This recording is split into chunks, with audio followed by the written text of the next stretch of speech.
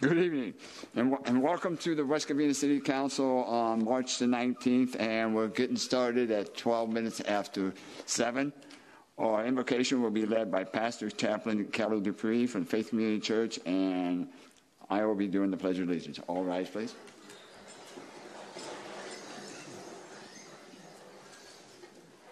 Let us pray. Heavenly Father, tonight we come to you and we thank you, Lord, for the privilege of living and working in the great city of West Covina. Tonight, Lord, we come and we ask your blessing. Lord, let your blessing be upon our city council. Lord, that they would have wisdom from you, Lord, to guide them in the decisions that they make tonight. Father, we pray your blessing upon our police and fire departments as well, God, that you would be with the brave men and women who serve us and protect us and watch over us. So, Lord, that you would bless them and keep them safe and give them success in their mission. And in all of the other city departments, God, we pray your blessing upon this. So, Lord, be tonight here in this meeting to give your wisdom and your guidance to this our city council. And we thank you, Lord, for what you're going to do. In Jesus' name, amen. Allegiance to the flag of the United States of America and to the republic for which it stands, one nation, under God, indivisible, with liberty and justice for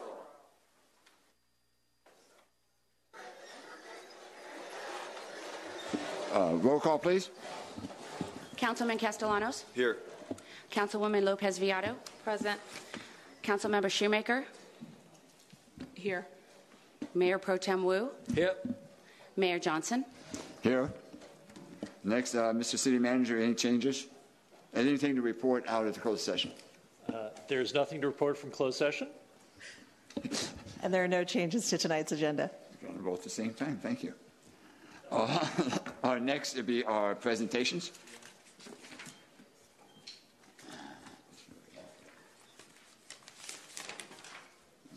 Okay.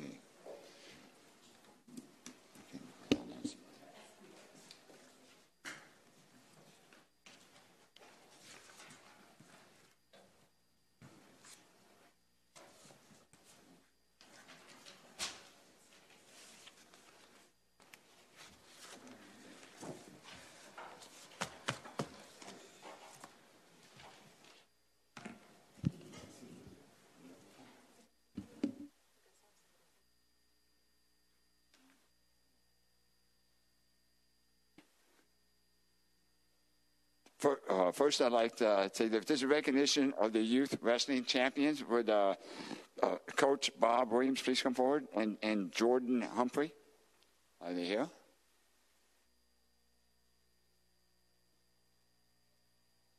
And our youth wrestling champion, Michael Romero Jr., and parents Miguel and Gloria Romero. Please, everybody, please come forward. You're all welcome to come up. Please do. Right. You know, Coach, I'm going to leave it up to you to speak first, okay? Okay. These are yours. Okay. Well, I've had the honor of coaching this young man right here, and he represents the city of West Covina proudly on the highest level in our sport, which he recently was crowned the number one 10-year-old in the entire country of the United States. And many kids that have achieved this accomplishment that he's achieved at this age have gone on to be Olympians, NCAA Division I champions, and he's a great representation to this community for his age group. I think kids that follow in his footsteps and have the goals that he has should be commended, you know, as he has. So I'll let Michael talk. You want to talk, Michael? Say something, buddy. Say thank you for coming. You don't have to. Thank you, Coach. Okay. All right. Now, what I have here is from the West Covina City Council. It's a certificate of recognition for Michael Romero on receiving the 2019 Tulsa National Championship Outstanding Wrestler Award for 10 and under. This is for you, buddy. Let's all give a big hand. Let's get a picture.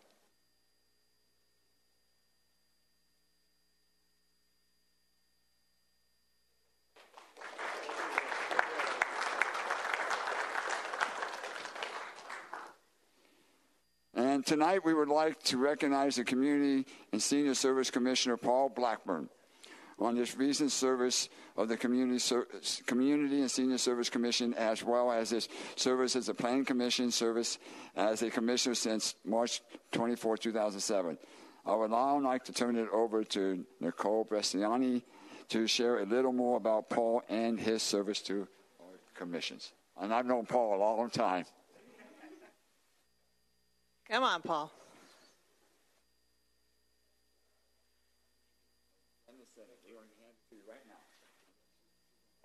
So it is a sad day for me because obviously I've worked closely with Paul over the last 4 years, and I know that even though he's stepping down as a commissioner, he will still continue to serve this community at the highest level. And I want to say thank you, 12 plus years of service, well, almost 13, right? So a long time of service to the community as a commissioner on the Planning Commission and as the Community and Senior Services Commissioner. And Paul was really instrumental and has been for many years with our community development block grant money. Those of you who don't know about that program, we get a few $100,000 a year, and Paul is on that subcommittee for the commission to really earmark those funds specifically for the applicants who come forward and provide social services, much needed social services in the community. And so for that, I want to thank you. Among all of the other projects you've overseen in Planning Commission, and I know Jeff is out of town, he's on vacation, but if he were here today, he would say thank you so much for your dedication. So we really appreciate it. Thank you. Would you like to say something, Paul? Just a couple words. I would like to, is it on? It is. I'd like to thank everybody. It's a long time, 3 different commissions, a lot of interesting, good people who I've had the opportunity to work with, and hopefully we've made a difference in West Covina. Been a resident for 46 years, and I know we have some issues right now with the city, but with the capable city council and some of the new council members, I'm sure everything's going to work out great. Thank you. Thank you, Paul. And from the complete City Council, we want to thank you for your service to the City of West Covina. Great. Thank you. Thanks. Okay, at this time, I'd like to call down our Police Chief, Mark Taylor, please. And it's all yours, sir. Thank you, Mr. Mayor. If I could have the Explorers step up tonight. Tonight's really exciting for the police department because we get to showcase our great Explorer post number 499. So I'm going to have them come up real quick, and I'll tell you a little bit more.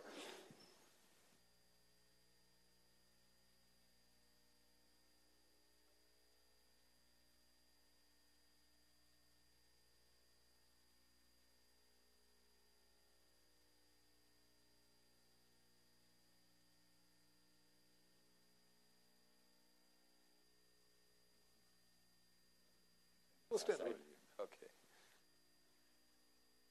So again, this is our Explorer post, and if you take a good look, this is really the future of our police department and law enforcement in general.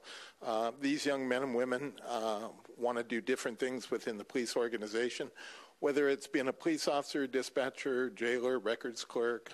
We have a career path for them. And they've done an excellent job representing the department. Every year we have a competition in Chandler, Arizona, and this year they went there, represented us well, and I'm going to ask Houston Clements, the lieutenant that's in charge of the program, to please come up, and he's going to talk a little bit about the program and the competition, and I think we have a short video to play as well. Before I begin, I'd like to bring up the advisors that are responsible for all of their successes. So if you'd like to come on up. I know they've been waiting for this for some time. Come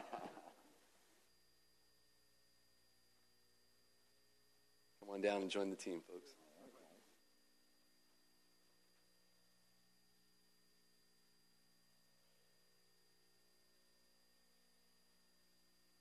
Well, good evening, Mayor, Council, and City staff. On behalf of the Police Department, we wanted to take a moment and thank you for this opportunity to recognize these fine young men and women in Post 499. As you may know, the West Covina Police Department Post actually began in 1967. It actually started as a car club which I'm sure the mayor would appreciate. Started as a car club, and then under the Boy Scouts of America, and then through Learning for Life, became the Explorers. So it's been nearly 52 years in the making for the West Covina Police Department. The program was actually created to give our young citizens who are interested in law enforcement the opportunity to work with police officers firsthand. Over the years, we've had, as the chief has mentioned, we've had many explorers that have become full-time employees. They've become CSOs and jailers, et cetera. And many of them have become officers. We have several current officers that were actually started as explorers. Our current post allows explorers to go on ride-alongs with officers and handle ancillary duties around the station, as well as assist in city functions. You'll see them many times at our 4th of July event and other charitable events. Our explorers are required to attend weekly meetings where advisors teach them everything from hostage negotiations to high-risk traffic stops, all the way to report writing skills. And one of the ways that we allow our explorers to test their skills is to participate in explorer competitions. So this January in 2019, we selected 10 explorers to participate in the 16th annual nationwide explorer competition in Chandler, Arizona. Now, this is a very big event. There were over 1,000 participants in this from 58 police departments across the nation. Our participants this year were Captain Rascon, Lieutenant Moreno, Sergeant Asawesna, Corporal Garcia, Corporal Salas, Explorer Ramos, Explorer Gaspar, Explorer Garcia, Explorer Herrero, and Explorer Valdivinos. Our explorers participated in 8 events, and I can assure you that all these young men and women represented the police department and the city of West Covina with great pride. And just to highlight some of their accomplishments, they took 5th place in a tubular assault. So tubular assault is, this year happened to be a bus assault. This is where an assailant takes over a school bus, and they have to formulate a team, formulate a plan, and go in and neutralize this situation. They took 5th place overall. They took 3rd place in Hogan's Alley, which is, in my opinion, one of the tougher events there. And this is where they're presented with a high-risk situation. They have imminent threats, but they also have innocent bystanders as well. And they have split seconds to make decisions on how to handle that situation. They took 3rd place in that. Captain Leslie Rascon took 2nd place in the female pistol shoot. We're very proud of her in that. And our advisors that attended, well, there was no exception. They also had to compete against other officers from other agencies as well. And Officer Ian Paparo took 1st place in the SWAT Fitness Challenge, and Officer Chris Cruzada took 1st place in the men's pistol shoot and 2nd place in a 5K run. And I think we have a video queued up. Is that right?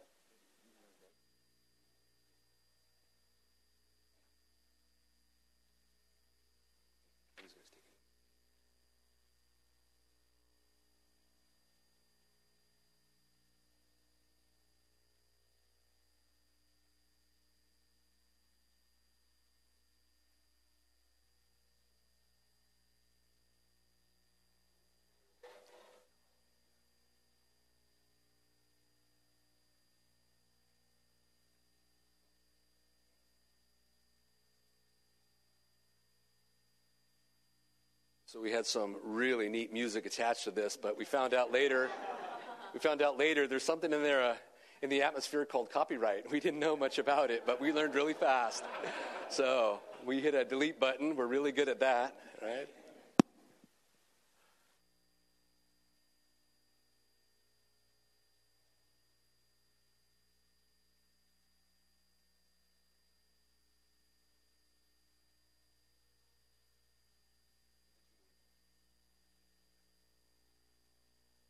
This is a 2-day event, but these explorers will spend months in preparation. So we meet once a week to train, but in competition season, then they start to come in twice a week.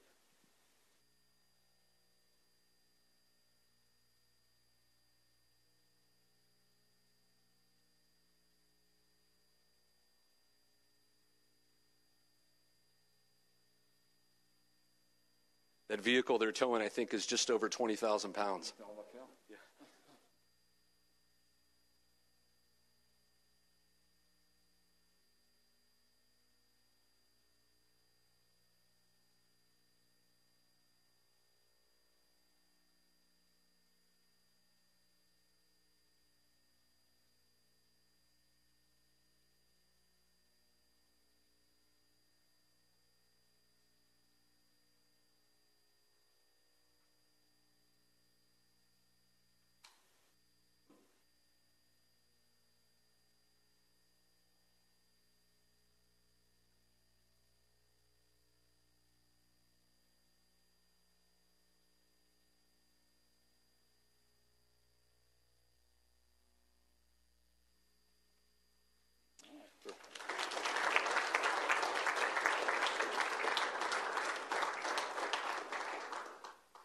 On behalf of the Post, we wanted to take a moment again just to thank you for your support, Mayor, and city staff. This type of event, we just can't put it together without everybody's assistance. And this includes assistance from our executive staff, Chief Mark Taylor, and also from the business community, because there are a lot of donations that come in that cover their costs for these explorers in this event in Chandler, Arizona. And lastly, I would be remiss if I did not have special thanks to a couple individuals that really helped make this thing happen, and that is Sergeant Tony Cortina, Sergeant Matt Nelson, Officer Stephanie Wadley, Officer Matt Munoz, Officer Ian Paparo, and Officer Chris Quezada, along with all the advisors. It takes a whole cadre of advisors to make this thing happen. So we really appreciate all their sacrifice that they make. And what I would like to say to the Chief, all of you from the whole police department, all of you explorers, thank you very much for representing City of West Covina with pride and honor. You do a great job, and we're very pleased and very honored to have you do this. And this is from the complete City Council and staff. Thank you so very much for everything you guys do.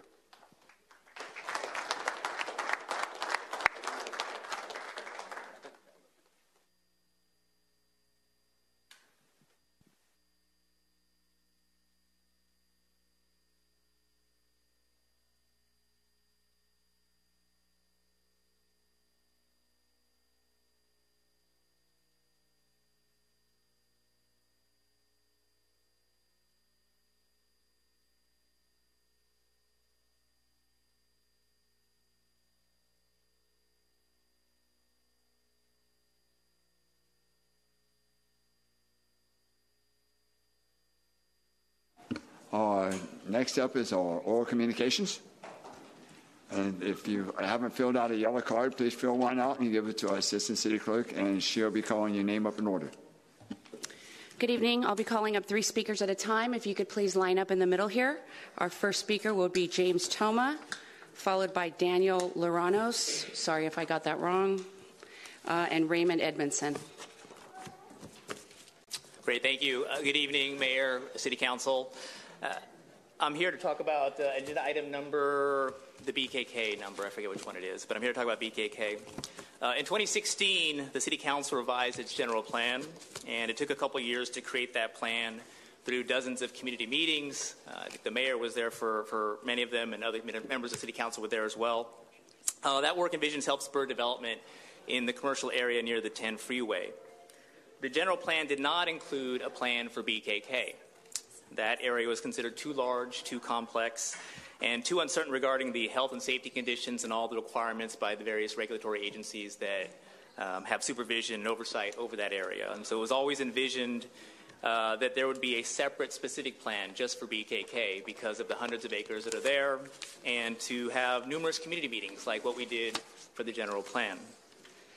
Around that same time, Singpoli started negotiating with the city with a plan for development that it had in mind.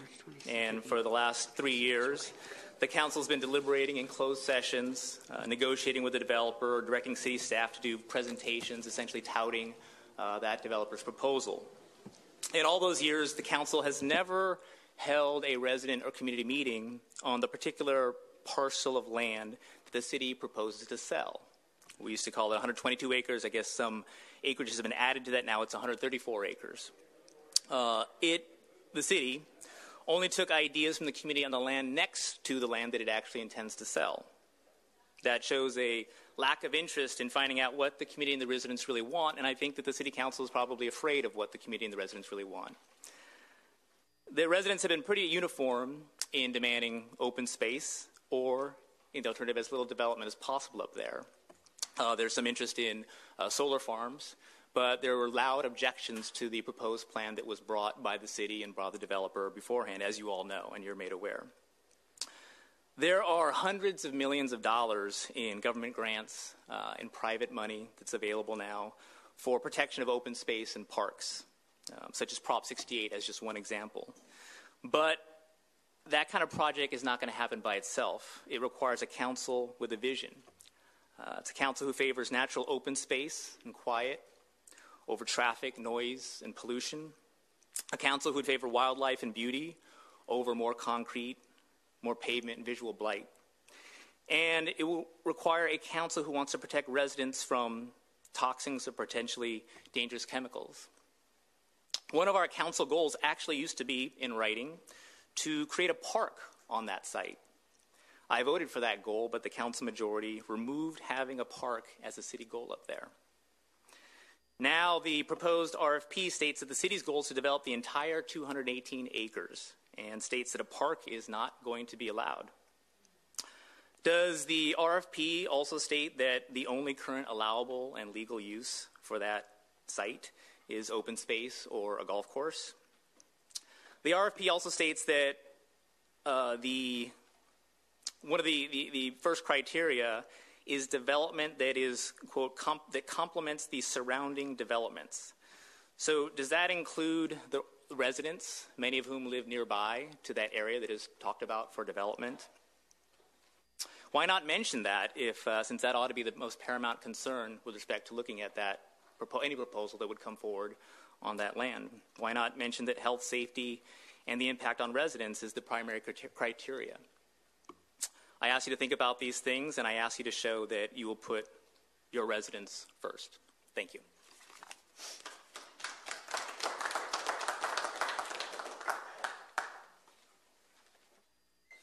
Good evening, Mayor Johnson, Mayor Pro Tem Wu, council members, city staff, and the community of West Covina. My name is Daniel Livanos, and I am your city ambassador for One Legacy Donate Life. It's been an exciting year for our transplant community with outstanding record-breaking results in 2018. According to preliminary data from UNOS, United Network for Organ Sharing, there were 36,527 organ transplants performed in the United States, setting another annual record for the 6th straight year.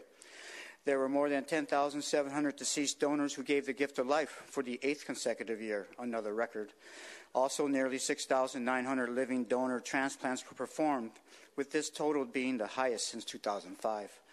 Not to be outdone, the One Legacy service area had 515 deceased donors who gave the gift of life and 4,165 organ transplants in our 7 service counties. Now, there's still nearly 114,000 patients, 21,000 in our state alone, are waiting for the gift of life. Sadly, we lose about 20 patients daily waiting for the gift of life, and every 10 minutes someone is added to this list. Remember, one person can save the lives of 8 people through organ donation and enhance the lives of 75 people or more with cornea and tissue donation. Currently, with the DMV's help, together we have registered over 15 million future donors, and we thank you for registering for organ donation. And to register for organ donation, you go to our website, www.donatelifecalifornia.org, and si habla español, www.donavitacalifornia.org. Our 2019 Donate Life Rose Float, The Rhythm of the Heart, won the Judges Trophy Award for Outstanding Float and Design and Dramatic Impact. The 131st tournament of Rose's theme will be The Power of Hope. And Mayor Johnson, thank you very much. One Legacy would like to thank you for representing the city of West Covina at our exclusive First Look event with your photo that we took. Since April is Donor Awareness Month, One Legacy is asking our cities to proclaim April as DMV Donate Life California Month with a city proclamation for the importance of organ, eye, and tissue donation. We thank you for your continued support. Donate Life's 17th annual Run Walk is on April 27th, 2019, taking place on the campus of Cal State University, Fullerton. The mayor of Fullerton sends out his invitation to all civic leaders to participate in the Marathon Challenge. Over the years, our event has attracted more than 12,000 participants. April 20th is our deadline for city proclamations, and all proclamations will be on display at the Run Walk. I am a liver transplant recipient. I received my gift of life on December 27th of 2003, the greatest gift I ever received from a stranger. Thank you, Mayor Johnson, Mayor Pro Tem Wu, council members, city staff, and the community of West Covina for giving me this opportunity to announce what One Legacy's mission is. Comforts the families, saving and healing the lives through organ, eye, and tissue donation. Comforts the families we serve and inspires our communities to donate life. Thank you and have a great evening. After next speaker, Raymond Edmondson, if we could please have Brian Jobst to come up, followed by Heidi Freeman, followed by Gerry Patris. Thank you. All right. Good evening, city staff. I'm here to talk about the BKK, which I assume pretty much everybody's going to be talking about tonight. So St. Pauli has had 3 years to take. I think this is their 4th crack at our plan, and we're giving 4 weeks. for other interested parties for a very complicated site, a large site with a lot of, 8 agencies that are overseeing it that they're going to have to talk to, that they're going to have to deal with and get approvals from. I know not a lot of approval process to be done, but, 4 weeks seems pretty short for that. And 1 day of tours, are there like additional times by appointment? Because that also seems like kind of weird. The public input has been pretty limited. We've had 2 meetings, I think, and then, these meetings where people come and talk, but we had 2 meetings that the city sponsored where we talked about not all of the area for sale, only some of the area for sale, and we were not allowed to comment on their area, which apparently is for sale now, but we are not allowed to talk about it. The site itself is like somewhat terrifying. I know none of you are chemists, but luckily I am a chemist. So I read through the list of stuff. There's a bunch of like perchlorates and other volatile organic compounds, which are like hilariously explosive. Asbestos, cyanide, arsenic, lots of heavy metals. All the stuff from the Stringfellow acid pits got dumped up there too, which I took a class on hazardous materials for an upper division elective, and we talked about that. And that's all here now in West Covina, and we're going to put a glamping site on top of that. We have proposals that are still like this M&A company has been pending since 2006. Like we've been waiting 13 years for that. We've been waiting for decades for the rest of BKK. Like we can wait another 2 weeks or 3 weeks or 4 weeks to get some solid proposals in. So my recommendation is that we extend this to at least 2 months, get some actual real proposals in, and then make a decision on that. If Simpolia has the best plan, then we'll go with them. But I think more time needs to be had for companies to put together proposals. Thank you.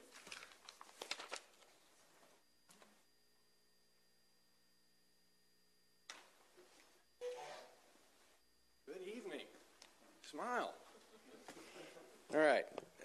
First of all, please excuse my voice. I'm dealing with a cold, getting over it. I'm Brian Jobst. My wife and I are 30-year residents of West Covina. This evening, you'll be voting on agenda item number 10, which is releasing a request for proposal for the BKK landfill. And I have the following recommendations for your consideration. First, formally notify your interested parties that the draft RFP is available. Then allow them 30 days to provide comments on that draft. This is a standard best practice in the industry for complex and challenging sites. BKK is absolutely the most challenging and complex site in the San Gabriel Valley. It is the only large, closed, toxic waste landfill between the Mexican border and Santa Barbara. The only one. That's it. The reason for the 30-day draft review period is it results, frankly, in better RFPs, and this may be maybe a better reason. It reduces the city's exposure to potential litigation. Second, the draft RFP does not make clear enough that whether or not anything gets developed at BKK is not ultimately up to this city council, nor is it up to the city staff. The ultimate deciders in this will be the 8 regulatory bodies, and that is not made clear in the RFP. This city council's ability, the city staff's ability to predict what those regulators will do and to influence what those regulators will do is actually quite limited, in my opinion. If someone buys the land and it turns out that it can't be developed in the way they had intended, whether a result of a regulatory decision or some other matter, that can result in our city being sued. And I think you need to protect us from that liability. And you can shore up the RFP by making it very, very clear, much clearer than it is right now, the role of the regulators. Third, the RFP lacks virtually any evaluation criteria. Now, this gives the City Council complete freedom to sell the city-owned land to any party for any reason. The lack of evaluation criteria is also the third most common source of litigation associated with all municipal RFPs in the state of California.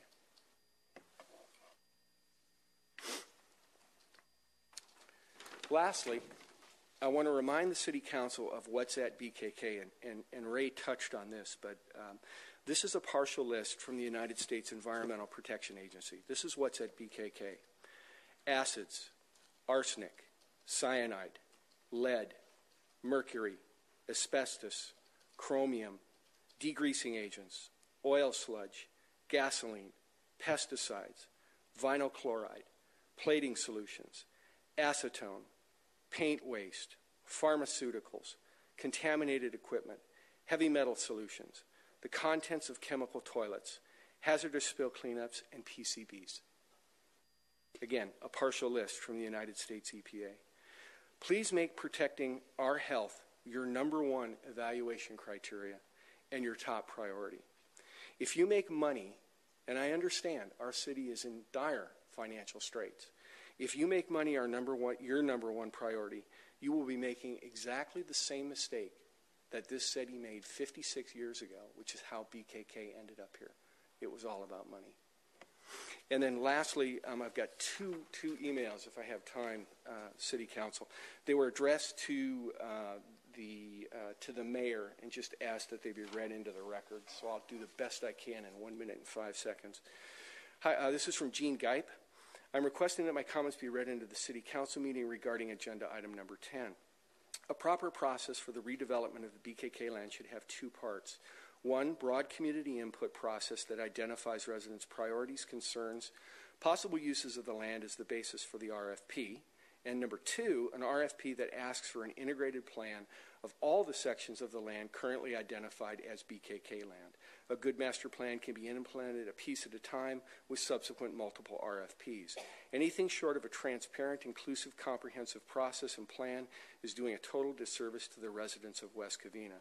I see no reason to make a hurried decision about land uses at BKK and vote by the City Council to rush into it. And then this one is from Karen Bavisette. Dear Mayor Johnson, I am writing to give you an opinion about the city-owned land at BKK. The city's own appraisal states the following, the city's own appraisal of the land, quote, in conclusion and in light of the physical characteristics of the subject site, those uses which are legally permissible and financially feasible, and the economic conditions in the immediate and subject matter area, the highest and best use of this site is to remain as open space. Just 2 more paragraphs.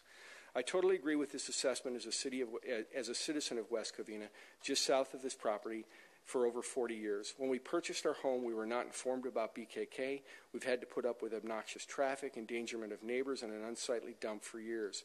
If you and the City Council, other City Council members lived on the south side of the BKK property, you would not be happy with what you are considering at this time.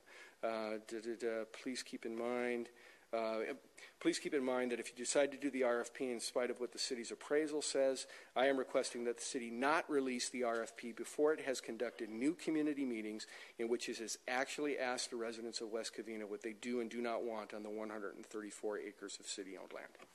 Thank you. Thank you. And thank you for letting me go over a little bit.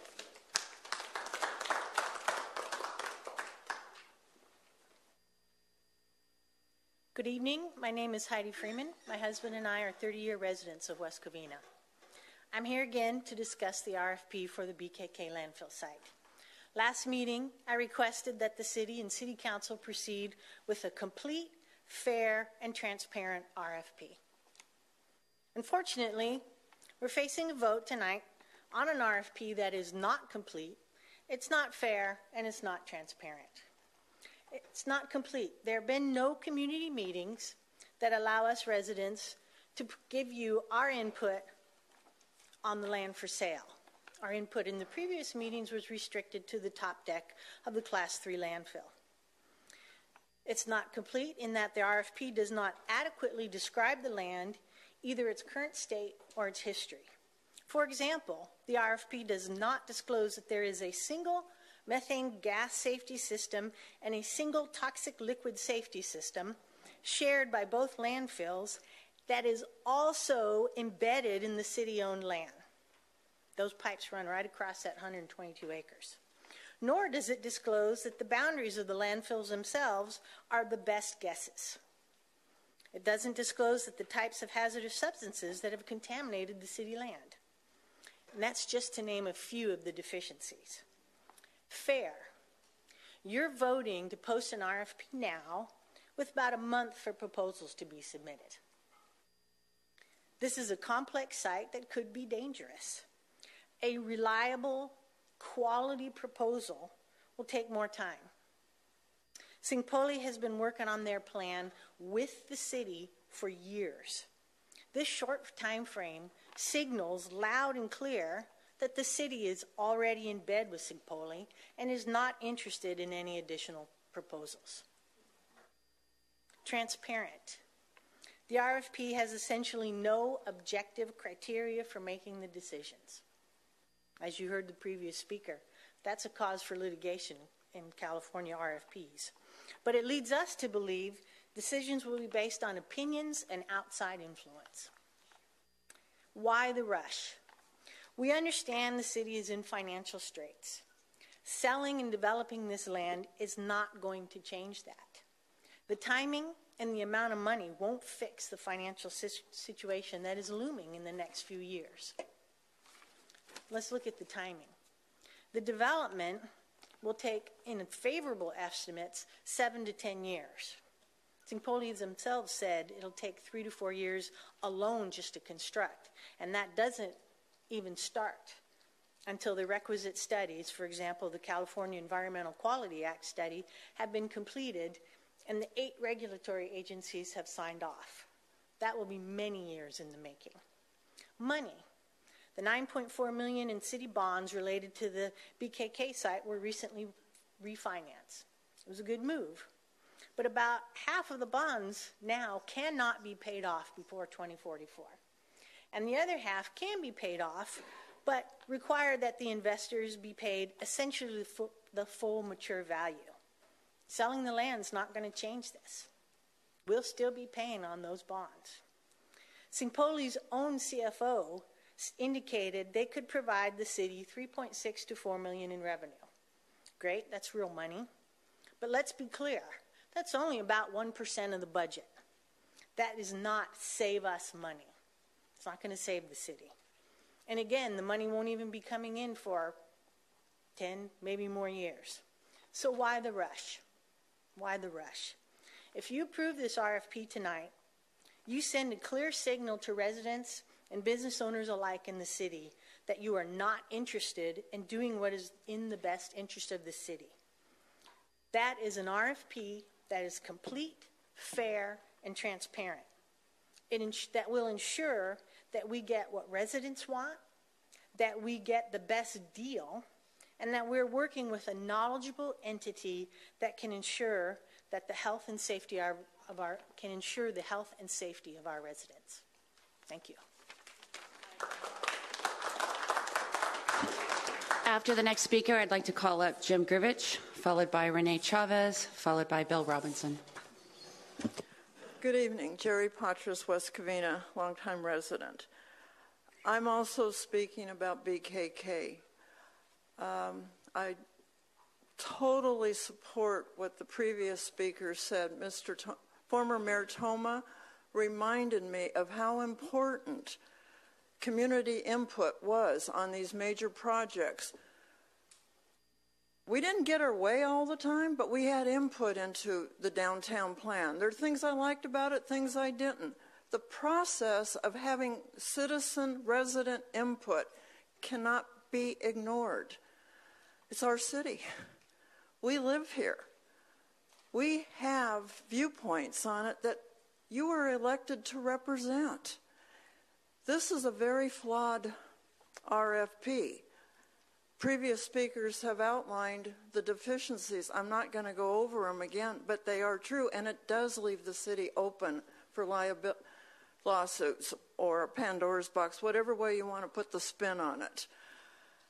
A lawsuit happened because a previous council a few years ago ignored good processes on the Hill with the medical building. We taxpayers pay for that. We pay for the law firms that the city has to do to defend this. I am asking you to please open this up to resident input. There's a whole bunch of ideas out there I don't think are getting heard. And it's not just leave it alone. People have some good ideas, and we are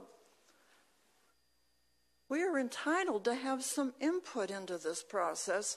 To have held 2 community meetings and not let us speak on the parts you're selling was wrong.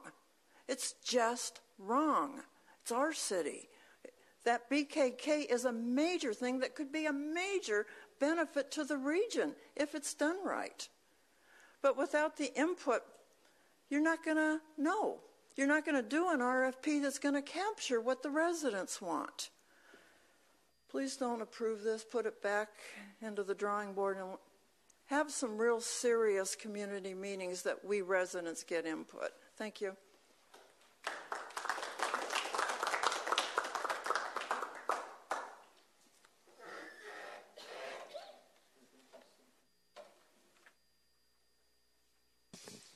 Jim Gravich, I'm speaking to you tonight as the chair of your Audit Committee. Specifically speaking about item number 8 on the agenda, which is the adoption of the comprehensive annual financial report. The primary reason I'm speaking is that the staff material that you were given on this subject, I think, was incomplete. At the Audit Committee meetings, there were 2 of them on this subject. The first meeting, the Audit Committee decided not to accept the CAFR. The reason was because there was a huge variance between the CAFR and the budget that the City Council adopted last August. Specifically, the amount of money that was available for the budget was $6.8 million less than the CAFR showed to be actually available. To at least myself, that was an unacceptable difference. And I proposed that the committee ask for an explanation from the city staff on why this difference existed. And at the subsequent meeting that we had, that was explained, and that is the piece of paper that I passed out to each of you. This is prepared by the Finance Department. It explains that approximately half of the $6 million, about $3 million worth, was basically assets that were accrued to the city when it transferred the land, basically the land everybody's been talking about, from the redevelopment agency to the city. And the auditors felt that that should be shown as a part of our available balance because it can be sold and that's cash, and therefore it's theoretically funds available. I don't know if it's really worth $3 million, but that's what they said it was worth. But the other one, I think, was totally within the city's capability of dealing with. When the budget was presented in August, there was a serious error made in the projection of revenue for the previous year. This was a year that was already over with. Roughly $3.6 million underestimated. That meant you actually had $3.6 million cash money, more than you thought you had during August. Now, you meaning the council, not the people that are sitting here, because 3 of you weren't here at the time. But I believe the council certainly would have handled the final budget, the adopted budget, in a different way if it had known about that money. And I think that's a serious issue. And the bottom line of all of this, now this is Jim Gravich speaking, not the Audit Committee, is I think that the council needs to seriously consider expanding the role of the Audit Committee to provide financial oversight to the city. I'm not talking about making it into a budget committee. I think that's the council's job to decide how the money's spent. I'm talking about having the Audit Committee review the financial reports in detail so that the city council can be apprised of exactly what's going on with the money. I think you need to have that information. I think it is actually terrible that you just found out in March how much money you had last June. That was 9 months ago. That's terrible.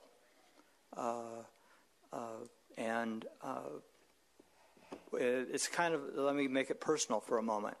It's kind of like the bank never sends you any statements about how much money is in your bank account. You have no idea. That's really what this is. I think you're entitled to that information. So in essence, I believe there's supposed to be an ordinance change coming to expand the role of the Audit Committee, and I hope you support that. Thank you.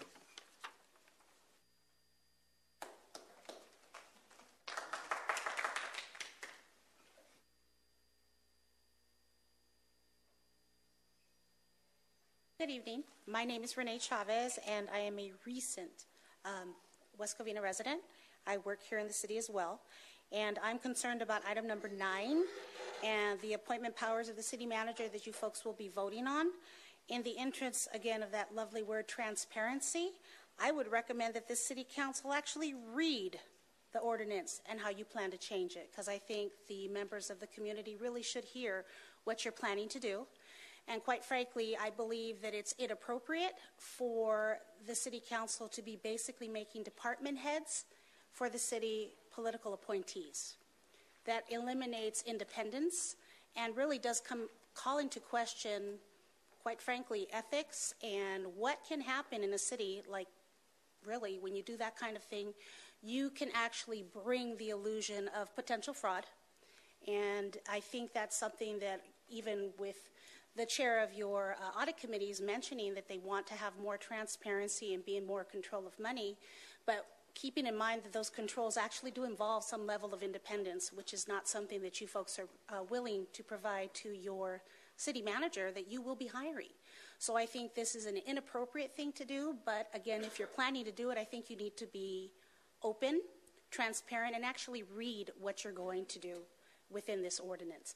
I don't agree with it as a resident, a former resident of the city of Los Angeles, the 14th district that is currently being investigated by the feds for inappropriate behavior. And again, it's about not being transparent, not doing the right thing, and trying to do too much. Really, your function should be to actually find new revenues for the city. And that there's a whole bunch of work that can be done there, and I think that's what should be your focus, and I really think that the people that voted you in expected that. And as a resident, so do I. Thank you.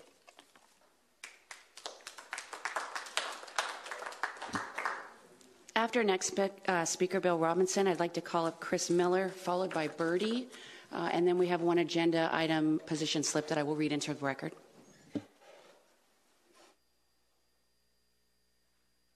Good evening, Council. Bill Robinson, resident. I recommend to all West Covina residents a live stream on the web that occurred today at the National Press Club about a book published today. It's at dangerouscase.org. Anybody, I recommend you check that out.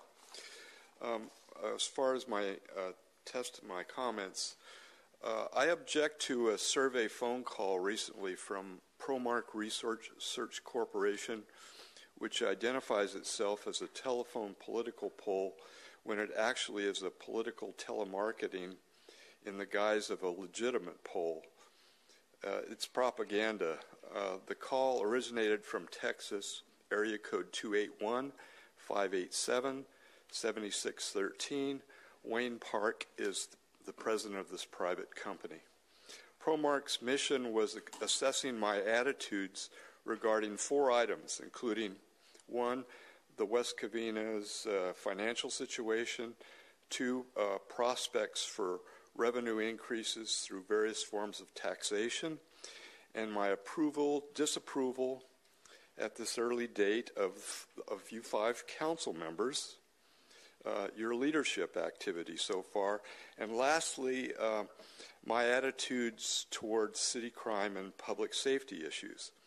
Our 20-minute phone survey conversation was tape recorded by them.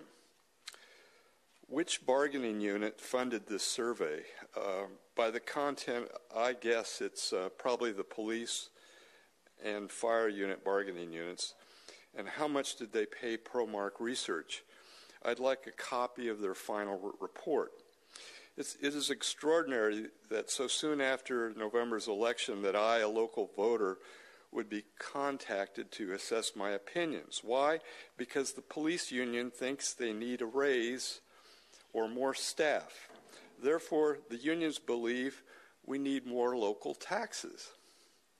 More extraordinary is the current situation wherein the working poor city residents need an increased tax burden to fund pay increases to the pampered elite represented by the 9 city bargaining units. And this council will be negotiating MOUs with these 9 during 2019. In preparing our city for this effort, the City Council needs to declare a fiscal emergency.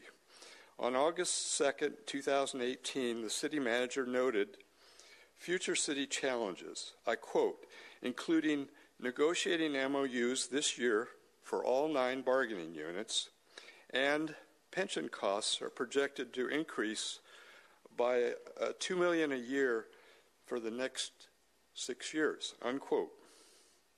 The 9 bargaining units seem determined to drive the city to the edge of bankruptcy. The city employs about 307 full-time and 110 part-time people, and retirees might represent about 475 in number. Paying these costs is a major current city challenge. During the Stockton bankruptcy, Judge Klein called CalPERS the bully with a glass jaw. Klein meant that CalPERS, as a servicing company, has no standing in the bankruptcy because the pension obligation is between the public agency and their employees and retirees. That means, as opposed to lobbying for increased benefits at CalPERS, has beginning in 1999 when they convinced the state legislature to increase the pensions of safety employees from 2 to 3% per year of service retroactively, and threatening litigation if Vallejo or Stockton cut benefits. The role of CalPERS must be reexamined by the state legislature, and the state Supreme Court needs to revisit the power of the public employee bargaining units to resist city management's rights to renegotiate vested retirement plans that will eventually bankrupt the municipality and the residents and voters who live there. Why can't West Covina, with $68 million per year in revenues, get by financially in a city of about 115,000 residents? As regards BKK, I think you should go to the state legislature and thank you, Bill. And go with the 5 cities and organize the JPA to handle the property in a regional fashion. Okay, thank you for your time. Isolating ourselves as a city. Thank you.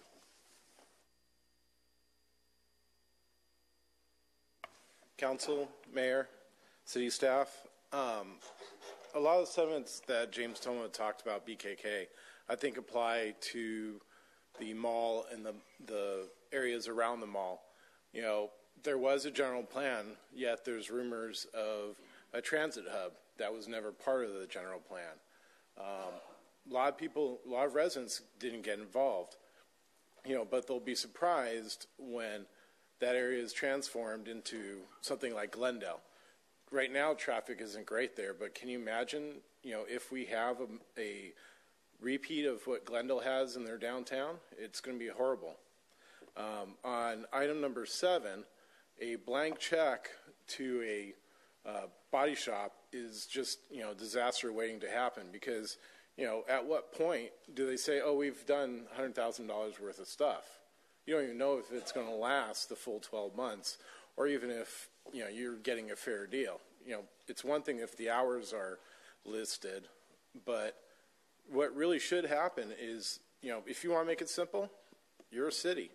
Make the body shops, and not just 3, maybe some other ones that are AAA rated or whatever, come to the yard and give quotes on, you know, to repair. That would be a lot better and easier for the staff if they come to you, give you bids, and based on that, you cut a PO and have it fixed. The other item, cost savings wise, is with today's car wraps, there's no reason to paint. You know, we're going to use this and abuse these cars for 10 or 12 years. Who cares, you know, if all paints match underneath? You can easily wrap a car, make it look good, and serve its purpose. Thank you.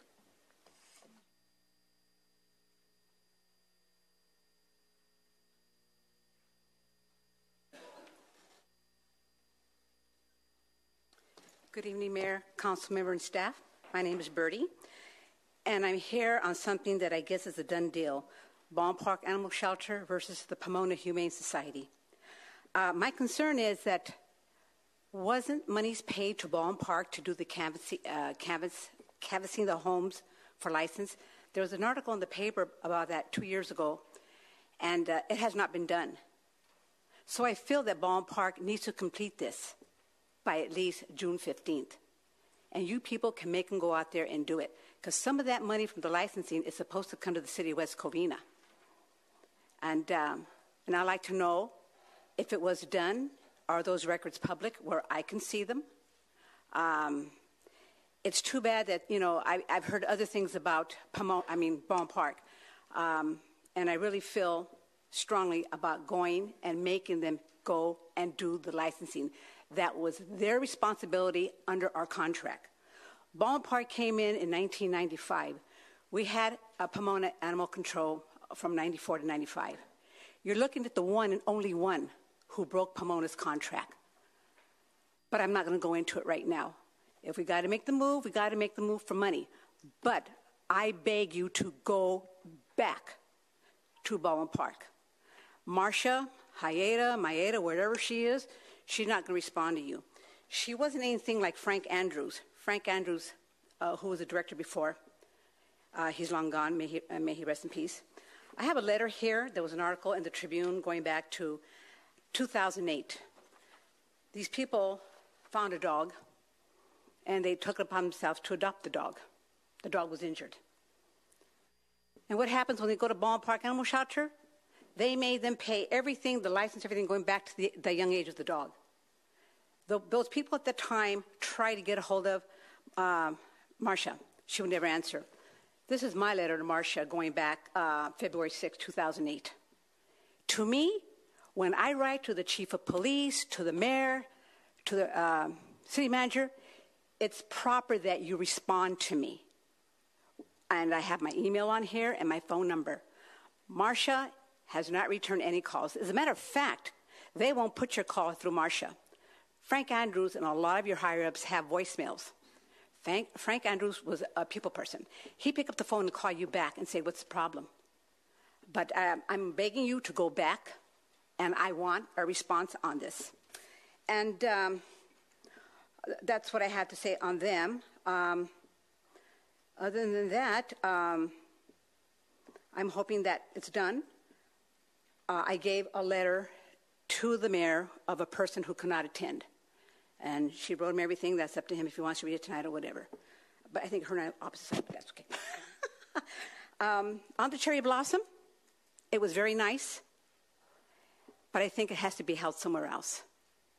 Because they weren't able to cook their own food. And I grew up with a lot of those people that are involved with the cherry blossom because I'm in Boyle Heights. It was nice, but it was too tight.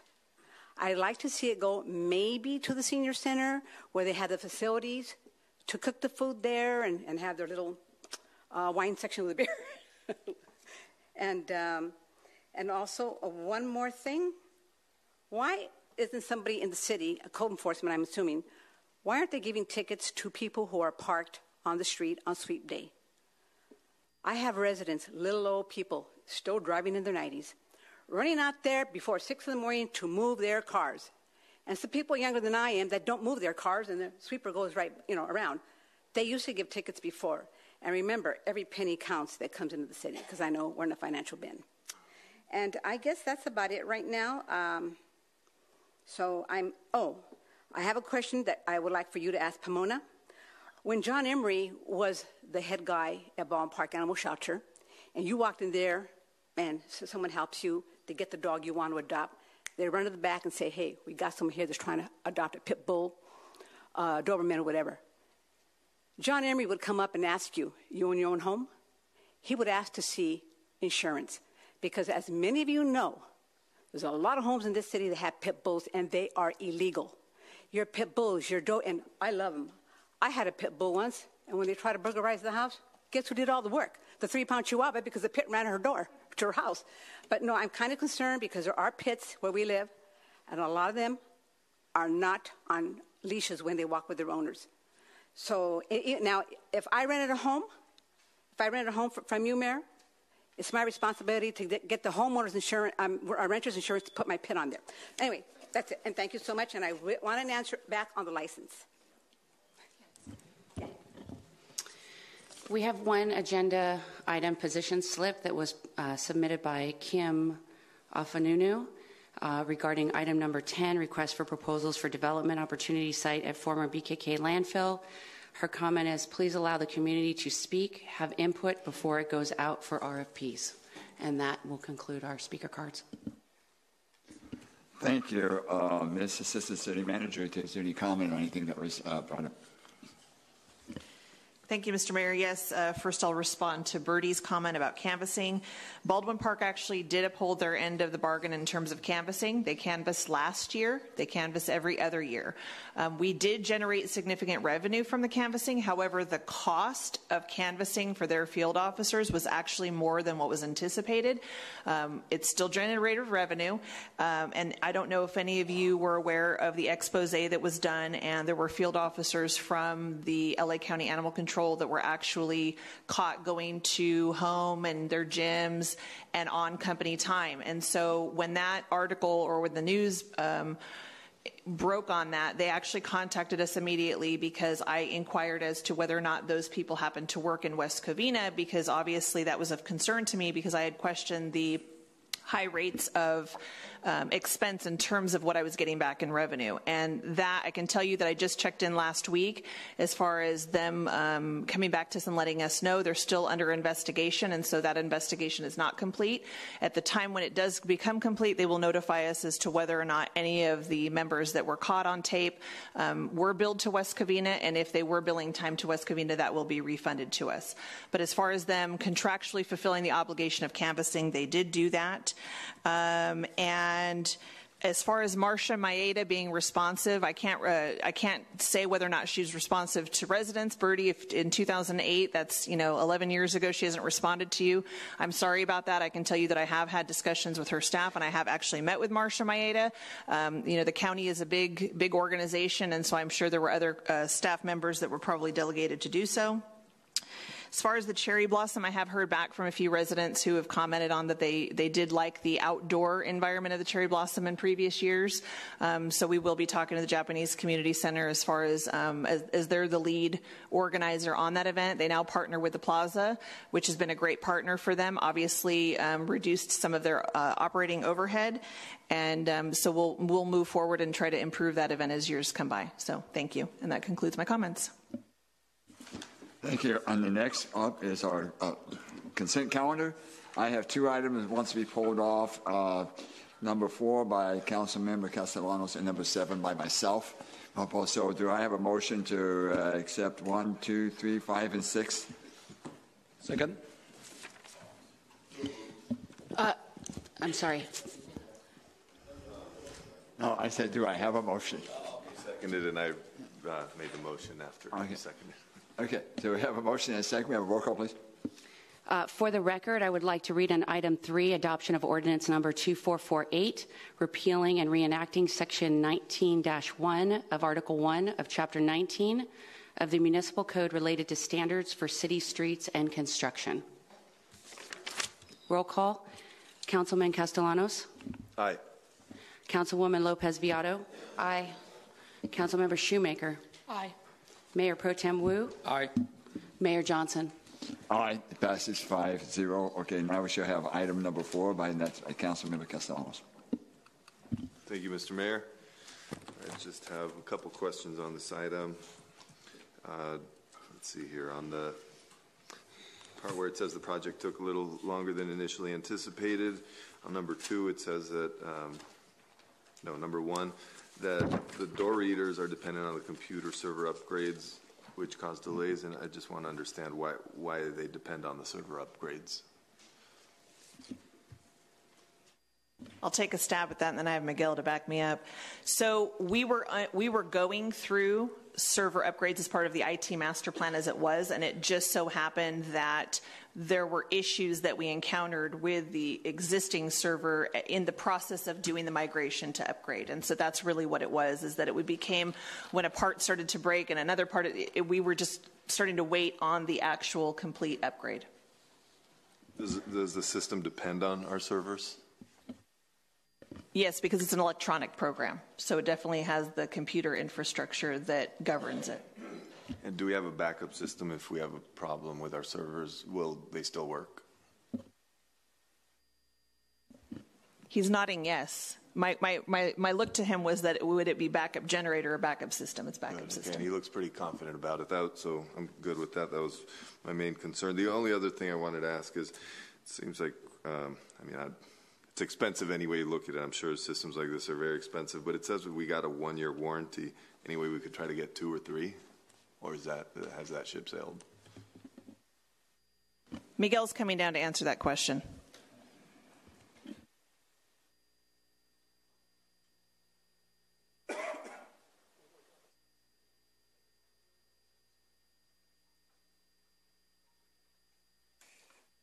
Evening, Mayor, Council, people.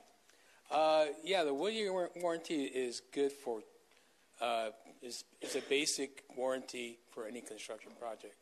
You get a 1-year warranty on the workmen and the materials. After that, we're on our own.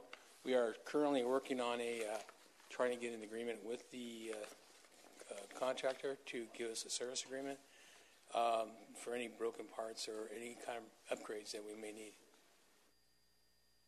And it would be the same contractor that did the install? Yeah, or do we have options? The same one. We have options, yes. Okay. All right. I would say, well, so 1 year is usually standard? It's standard, yes. For future projects, could we try to negotiate more? On all public work contracts, or else 1 year. Okay. Could we try to negotiate more on future projects, or would they just laugh at us? They won't laugh at us. It just costs us money. Oh, they'll price it in? They'll price it in. All right. Okay, good. Then that's all I wanted to know. Thank you. I'm good with it. Anyone else? No? Okay. Then I'll make a motion to approve. I'll second. Okay, we have a motion second. Roll call, please. Councilman Castellanos? Aye. Councilwoman Lopez Viado? Aye. Councilmember Shoemaker? Aye. Mayor Pro Tem Wu? Aye. Mayor Johnson? Aye. Passes 5-0. Next item we pulled is item number 7. I pulled this because I would like to get some more information on it, and I know a couple of the council members, they lacked on it, so we have some questions. David, give us a report, and then if you have any questions, we can go from there. Ms. City Manager, who's going to give the report? I will be giving the report. Mike's here for moral support. So the money has already been appropriated, and essentially what we're asking is to increase the purchase order. So if you remember, we used to have our partnership with Ford of West Covina. They were at our yard, and they were conducting all of our fleet management, so auto body work, anything that we needed. So when we parted ways with Ford of West Covina on site, J&L was one of the subcontractors with them. So what happened was we had a system called Fleet Care, and we would go into that system, and we would vet out invoices, and that was covering all of the work that was being done. So now that we are no longer doing business with Ford of West Covina at our site, we have to go back to all of those vendors that we've worked with as the subcontractors. Now we have to separate out what the bigger contract amount was with Ford and portion it out to the subcontractors. So J&L is one of those subcontractors who performs auto body work. And one of the issues that, if you remember us coming back to you with the first quarter or mid-year and coming back for an adjustment of about $2.1 million, and that was combined with some insurance aspects, was the uninsured losses that we were facing. And some of those have been because of police car accidents. And, just recently over the weekend, we had an accident with one of our ambulances. The city was not at fault, but that's about $30,000 worth of damage. So even at the time of writing this report, that wasn't even included in there. And so, there's just unexpected expenses that have come along with the fleet maintenance and management this year. And so that's what this J&L purchase order is related to, is the auto body work. And yes, we could go out to bid. Currently, they've been doing good work for us. The actual streamlining of the services to make sure that our public safety vehicles are not out of service for any longer than they need to be is really important right now. And so moving forward, that's something that we can do, but so far we've been very happy with their work. Well, I do see that they break it down to the hourly rate. Can you consider versus a project rate? The concern that I have is, though, it may look cheaper. The hourly rate may look lower, but sometimes people take longer to complete versus which can cost us more than the higher hourly rate. Is that a concern? I mean, have you looked at that? Good evening, Mayor, council members. Obviously, we are looking at that, and we do hold them to task on what we're trying to do.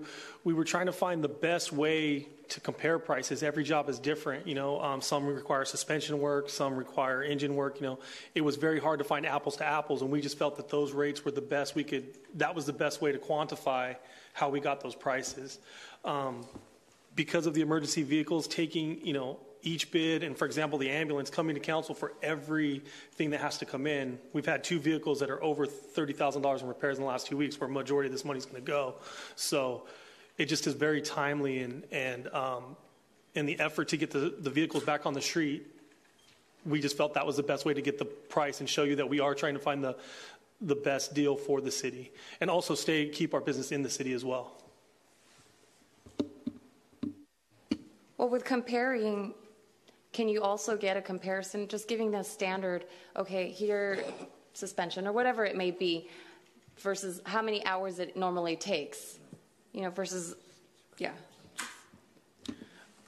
In that sense, I think we'd have to go job by job. In all our vehicles that have been in accidents, it hasn't been apples to apples. A police car that was just wrecked, the whole axle is spun in the rear. That's not something that we deal with every day. The ambulance, the parts are coming from Oklahoma. I understand what you're asking to get you more of apples to apples, but from my experience in my short time in the department, it hasn't been, every job has been unique. So I guess we could, if council decides, we could go and just bid every job, but that's just even longer that vehicles will not be on the street.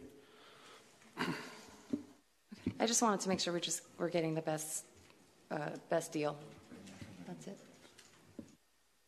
Thank you. I just have one question for in the future. Can we get some kind of a database that rear end on what usually costs to replace it, or suspensions and stuff like that? If we can get a database on, so when this goes out, how long does it take to replace a suspension?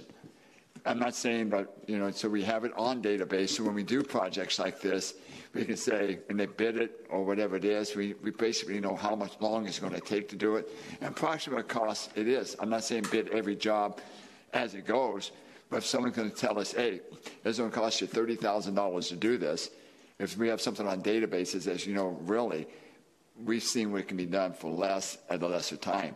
But I'm just saying, so why can't you do it at that, and just we can come up with something in the future? Yeah, I think that's definitely doable in some cases. Traditionally, the hourly wage to rate it at, to compare it at, is because what happens is that you queue up the cars, and so you don't know what workload you have. So when you're going to take it to somewhere, like if you just took your car today to an auto body shop and said, okay, what's that going to be? They give you an estimate, right? But that's also based on what their workload is. So there's also a supply and demand aspect at that time. If they're not busy, they might reduce the rate for you, right? But if they're really busy, it's going to be at their full board rate. So something to consider.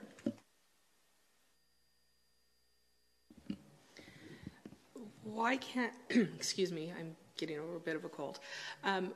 Why can't we have a list of vendors for body work that we call all 5, say we had an ambulance come in, give us your quote? That could happen within a day, because I can imagine if in 2 weeks we have $60,000 worth of business, there are auto body shops who are going to want to be part of a list that could possibly get that pie, and you would also have them know that they are on this list, that you are getting other quotes. So it affects the supply and demand. And hey, if I know I'm bidding against at least a few other people, I'm going to give you the best rate. Council Member Shoemaker, I understand your point, but what we are coming across is in an effort to get these vehicles back on the street, and with our aging infrastructure and our vehicles, the ambulance that was just in the accident, it's one of our newer vehicles. We could do that, we could call them out, but we would still need to get that report on an agenda to a council meeting that could potentially take a month and a half once it's over 30,000. But I think then we need to look at our ordinance or some ability to allow that to not have to come to us. If you're not coming to us right now, I don't see any reason. As a matter of fact, if we're just going to keep it with one company, I would want to know that you guys are performing audits or something to make sure that we're getting the best rates. And by having a list of approved vendors that could repair our vehicles, again, they're competing against each other, and that gives me more assurance that we are getting the best bang for our buck. And if if this J&L Custom is busy and can't get it back on the road as quickly as another one, that could be another factor that you guys decide, hey, we need to get this back, and this company can do it sooner. They may be $100 more, but it gets it back on the street faster. If anything, I think that gives you guys more flexibility and ability to get the cars back on. Sure. So I wanted to just respond to that in that I think this is an anomaly time period that we're in right now because of the partnership that we had with Ford of West Covina.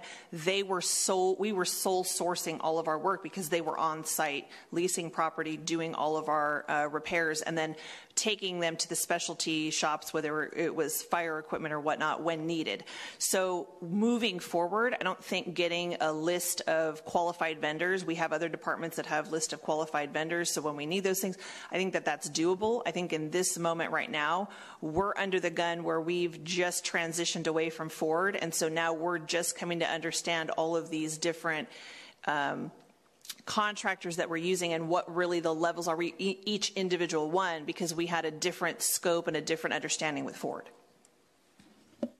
So you're saying that this will be a temporary contract, that as you transition, we'll have a more comprehensive policy?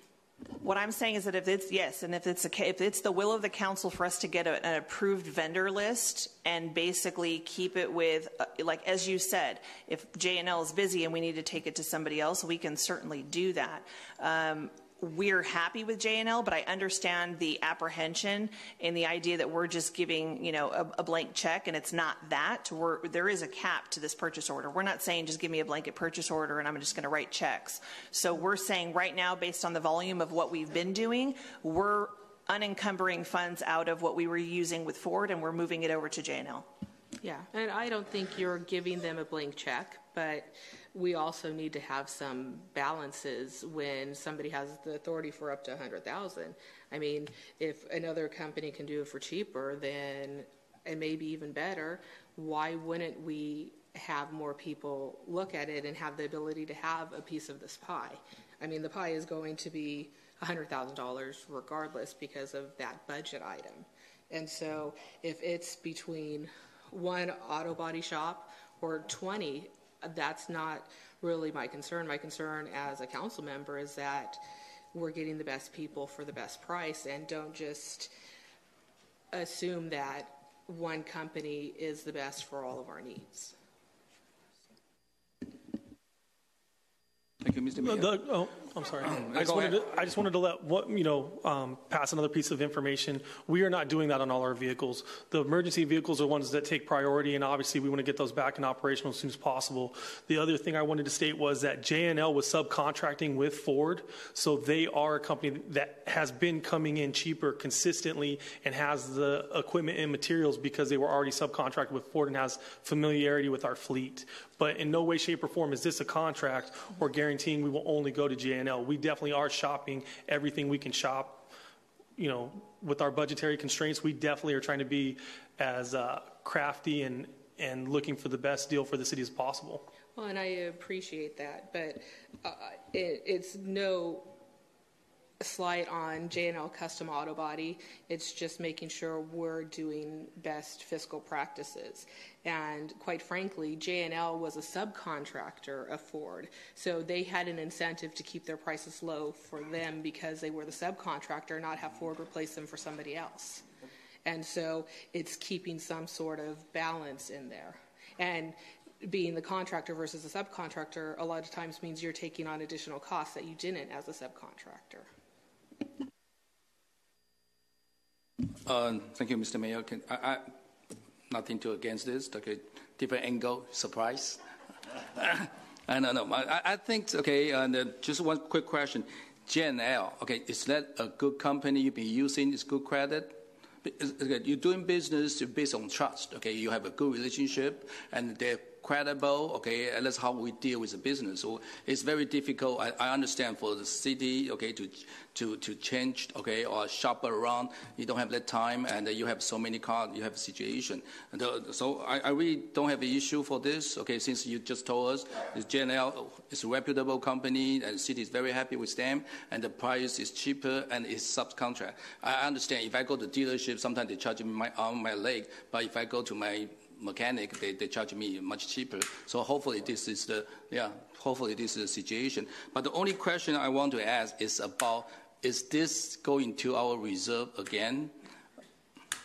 No, Mr. Mayor Pro Tem Wu, this is already appropriated funds, so all we're asking is that you're going to shift money from one account over here, and we're going to increase our purchase order. And because it's over the threshold of my signing authority, that's why we're here today to City Council. So basically, these 100,000 are going to touch our reserve. Not going to go to our budget. No, the money is already budgeted. We're just asking to increase the purchase order and move money out of one account to another, essentially. Okay, thank you. Okay. As far as tonight's concerned, I think we ought to move this one forward tonight, but I would like for us to look forward in the future, like Councilwoman Jessica Shoemaker said, that we want to get the best deal for the best buck, and considering that this was a subcontractor, they did a great job. You're really happy with them, but I think we need a list of vendors that would be able to do it. Like if one's busy, like if they're busy, they can't do it, we can get the job done as soon as possible. Thank you, Mr. Mayor. I agree with everything that's been said. The only thing I want to add is maybe we ask J&L about car wraps and see if they would look good. Would that save money? Would that even be an option? Maybe it is. To let you know, we are wrapping vehicles. We are wrapping vehicles currently. If we can do a wrap, we do that. In some of our public safety, using it on some of the safety cars, it has not been positive because with all their gear and getting in and out of the car, they've been tearing the wraps. So the wrap has been lasting 10 months or so. So paint has held up better. But in every situation, we take that into account, and we're not going to paint vehicles just to paint them. So it just depends on what basis it is. A car is about $1,200 to wrap, and a paint job is about $4,000. Comparatively speaking, but the paint job lasts 5 years where a wrap only lasts 11 months. So we look at that at every, we look at that on all vehicles and see what we can do as best practice. Good answer. Thank you. And I'm glad that's already being worked on. The other thing that I wanted to state that I just found out is that we have a software that handles our fleet, and we document all repairs in that, and it keeps track of hourly wage. So if for some reason we're getting a higher rate or something like that, the software does track that and notify that, and then we can address it, look at other vendors and do that. So that is in our management software. We're switching to iWorks. We just got it. We're not completely up and running, but will be in the next 2 months. Okay, seeing that, I don't have a problem moving this one forward tonight with the suggestions that the rest of the council brought up that we take into consideration in the future. So I make a motion to move this one forward. Do I have a second somewhere? I'll second. Okay, we have a motion and a second. We have a roll call, please. Councilman Castellanos? Aye. Councilwoman Lopez Viado? Aye. Councilmember Shoemaker? Aye. Mayor Pro Tem Wu? Aye. Mayor Johnson? Aye. This passes 5-0. Now we shall move into our public hearings.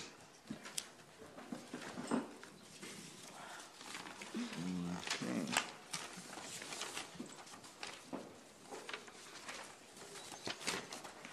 This time we shall open up a public hearing, and first we'll have a what? You know, not a public hearing? Number 8. Department. Oh, I'm sorry. That's Department Regular Matters. It's number 8. I guess it's not a public hearing. I do apologize. Okay, it's number 8. City Manager, who shall read this, please? Give the staff report. The report will be given by Todd Owens, our accounting manager, and our auditor, Terry Shea.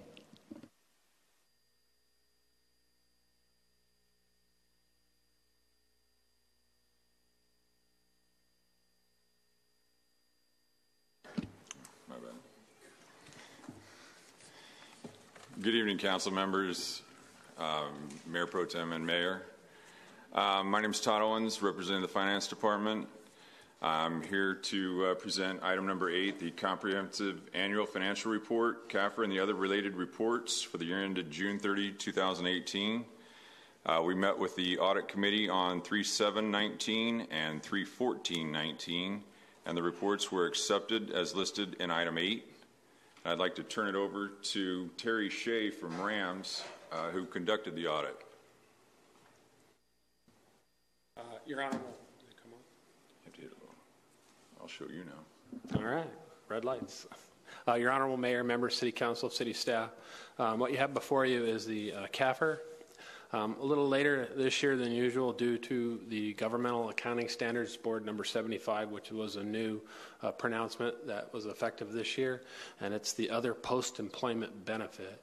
And due to turnover and part-time finance staff, the actuarial was late, and it wasn't received till the end of January. And by the time we could get the actuarial and the city got it recorded, then it was February, and then we came to you guys in March. So 99% of the audit was completed in October, with the exception of the one item. So what you have before you, I don't know if, like some cities are page numbers, I don't have the agenda in front, the order. So I assume you all have the big CAFR? Okay. So if you could turn into page number 1.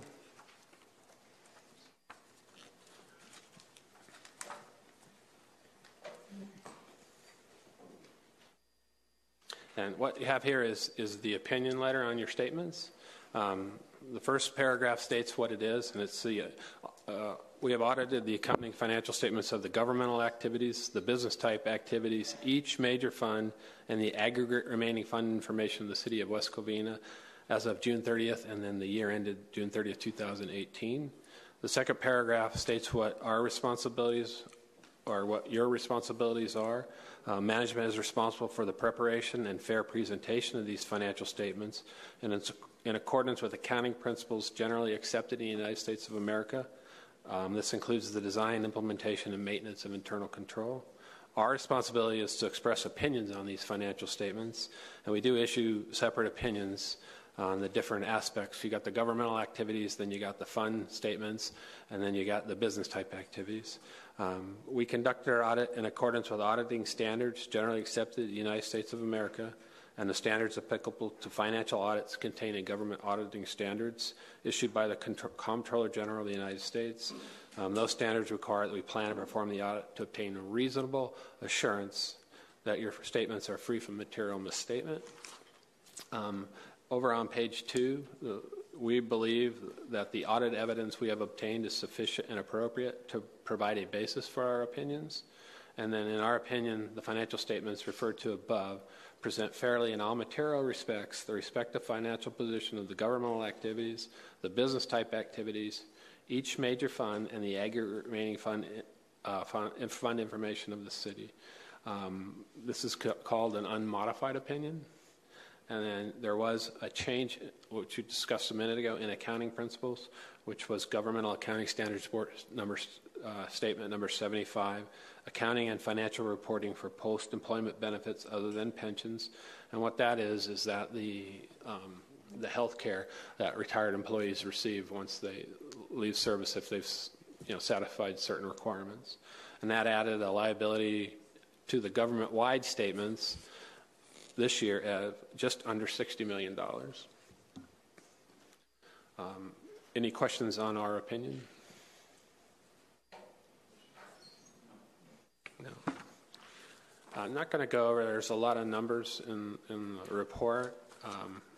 If you want to turn to your balance sheet, which is page number 23. I'm sorry, page number 20.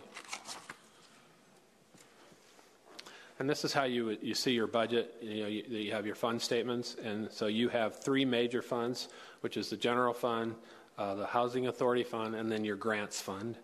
And then all your other funds are combined in that column called non-major governmental funds on page 21. And there are certain criteria as to the size of the funds that determine whether it's major or not. And each major fund gets its own opinion, and then one combined opinion for all the other funds.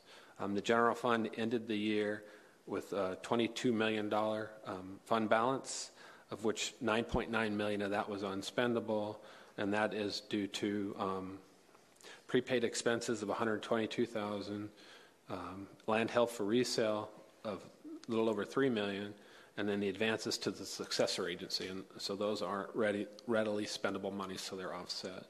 So your unassigned general fund balance at June 30th, 2018 was just under $12 million. Any questions on the balance sheet?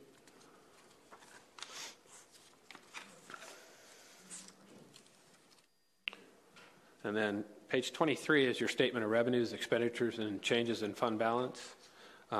So during the year, the net change in fund balance of the general fund was positive $1.1 million.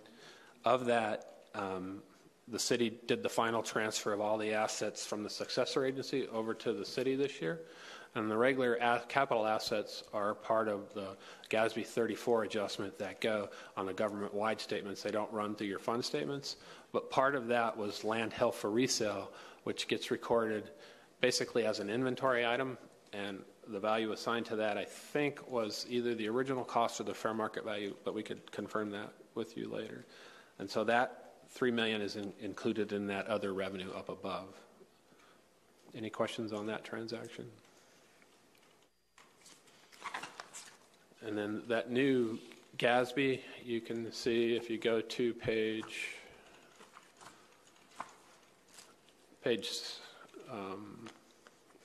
99.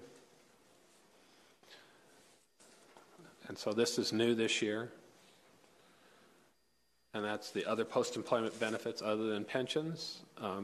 If you look on page 100, the city has 326 active employees as of the date of this valuation, 356 retired employees receiving benefits, and then inactive employees entitled to but not yet receiving benefits. So a total of 731 people in the plan. If you turn to page 101, your net OPEB liability is at $59,914,000. You're still pay as you go, so what you're paying is the annual amounts to retired employees. So it's a pay as you go. It's also sensitive to two different things: the discount rate and then health care. And you can see what a 1% change, if you look at the bottom of page 101, it does to the rate. There are a lot of cities are discovering ways to slowly start funding this and being creative.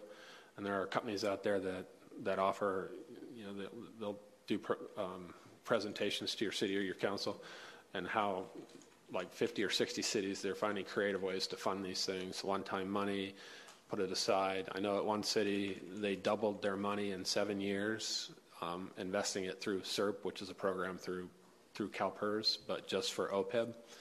And so it's not limited to like your normal investments to the government code. So they're able to invest just like CalPERS does. So, but that's an area that needs to be addressed, as well as the citizens talked about the CalPERS liabilities. All those are coming up. Any questions on the OPEB? Then as part of the audit, there's also what's called Statement on Audit Standards 114 letter.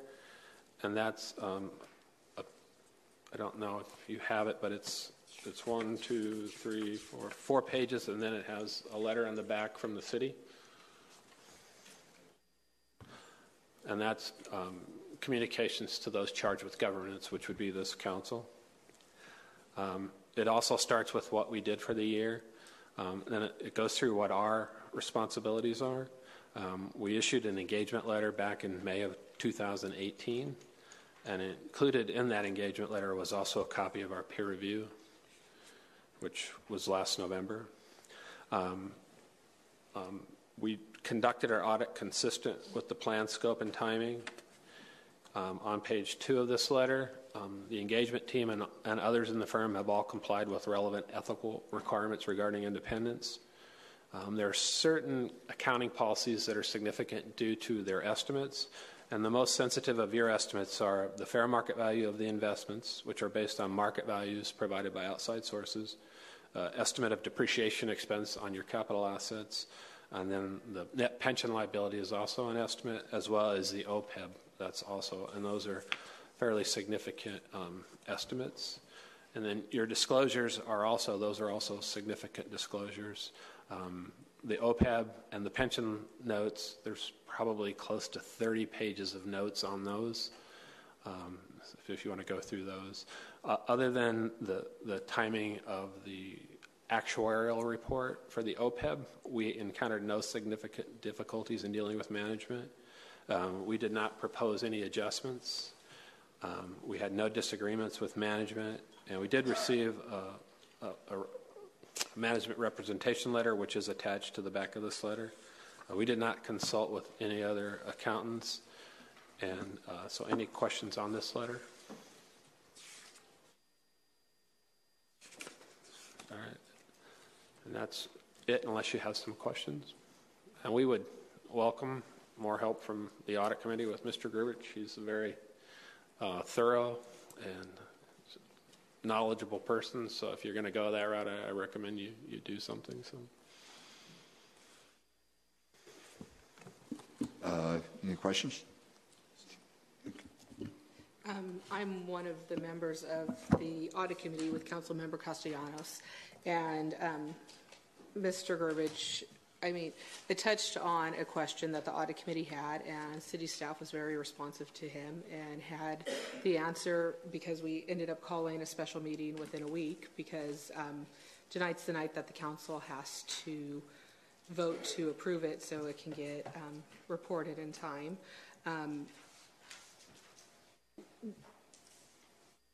One point I would like to make is, yes, there was a $6.6 million difference between the projected and the CAFR, but I want to make it very clear that half of that amount was due to an adjustment. Basically, instead of reporting the $3 sale from the successor agency to the city, the fair market value had to be reported. So that changed the ending balance by $3 million by itself. And the tax revenue that came in for the last part of the year wouldn't have been in around the time that they were doing the budget. So there are definite areas where the city can be better, but in this case, the projected versus the CAFR is understandably different, and I think it's important to say to staff that at least I recognize that, and I appreciate you letting the community know what caused the difference. And there was a lot of talk in the Audit Committee about changing the makeup of the Audit Committee, so that still needs to come back. But in terms of these reports, I will move to approve them with the understanding that the single audit was not ready in time for the Audit Committee to review, so it's not here tonight either. So this is only part of what will need to go through the Audit Committee. Okay, Mr. Mayor, I have a question regarding our financial report. So the person will answer would be our accounting manager. And the first thing I want to say, welcome. Okay, welcome to West Covina. I think this is the first time we met. Okay, and hopefully, I heard good thing about you. Okay, and you are very capable to do the job. So hopefully you can help us. Okay, to get all this number. So I have a question on the page number 4. Okay, and regarding over here they say have an unassigned fund balance category of $10.6 million of a 14.5 represent the city fund balance reserve. So meaning page 4, okay. So meaning we have a reserve on the $10.6 million unassigned fund. But if you go to your page 13, then page 13 you have, okay, general fund was $12 million for unassigned fund balance. So I want to see what difference between, on the page number 4, you have unassigned fund balance of $10.6 million, 14.5%. Okay, and is that this is our reserve?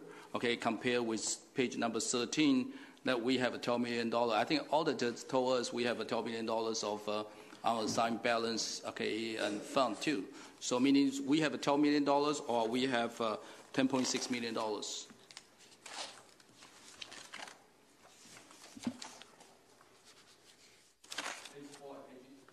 Page 4 and page 13.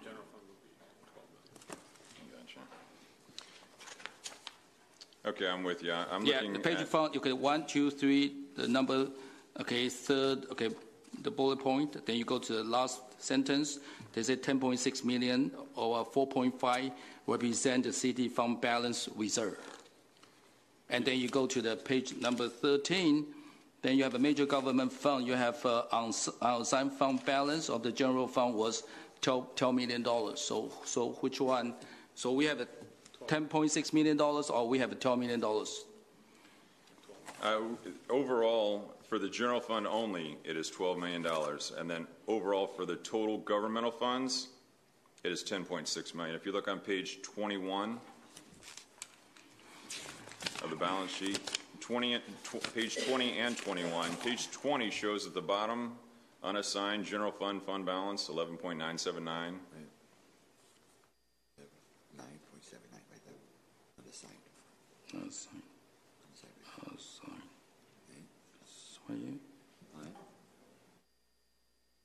And then if you look on the bottom of page 21 on the same row, the total governmental funds is 10.615. Yeah, I got it. So on the balance sheet. Roger that. Okay. Good. Okay, very good. See, meaning I read. Okay. So the second question, okay, on the page number 9. Okay, on page number 9. Okay, although increased expenses of $13.6 million. See, you have at the end, there was an overall increase of expenses of $13.6 million due to increase in salary, benefit, maintenance, operation, and capital improvement. So meaning we have this increase is $30.6 million for the fiscal years of 2018? Yes. So majority the increase is what, salary? Yeah, and I don't have the breakdown of the figures before me now, but I can look it up for you and get back to you. Oh, okay. Would you please? Because it sounds like we have a continued increase of potentially all this salary and and benefit, and including the maintenance and operation. So meaning when we're doing the next budget, we want to see hopefully we can not increase that much that we cannot catch. Yes, sir. Okay. But am I right? Okay, over here, property tax, the city largest revenue source, increased $1.4 million primarily due to the increase in the assessed value. So meaning it's kind of good news, right? So meaning we have some increase because I've been heard that we have a decrease of sales, property tax revenue. And another major of our resource, assets resource is the sales tax. The sales tax increased $0.9 million, almost $1 million. So meaning, remember last time we discussed, we always potentially we decrease about our sales tax and the property tax. So meaning kind of good news, we have increased our sales tax and our property tax. Yes, sir. Am I right? So yes, this sir. is the right number. So hopefully in 2019, we are going to continue increase due to property value continue to increase, property tax increase. Too, I've been every year I pay much more on my property tax. So and the sales tax look like we have hopefully big people shop local. We have more money into our city budget, our revenue. Yes, sir. Okay. So then next question will be page 54. On the page 54, okay. Okay, this is just a kind of a minor question over here. Okay, you have a $2.847 million general fund transferred to non-major governmental fund, but at the end you have $9,761. It's a small amount, but I'm kind of curious to cover the electricity expenditure.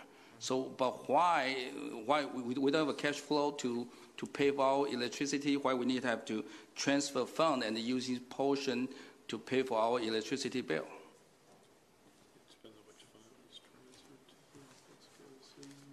And page 54 in the middle of, you have C $2.847 million general fund transferred to non-major governmental fund.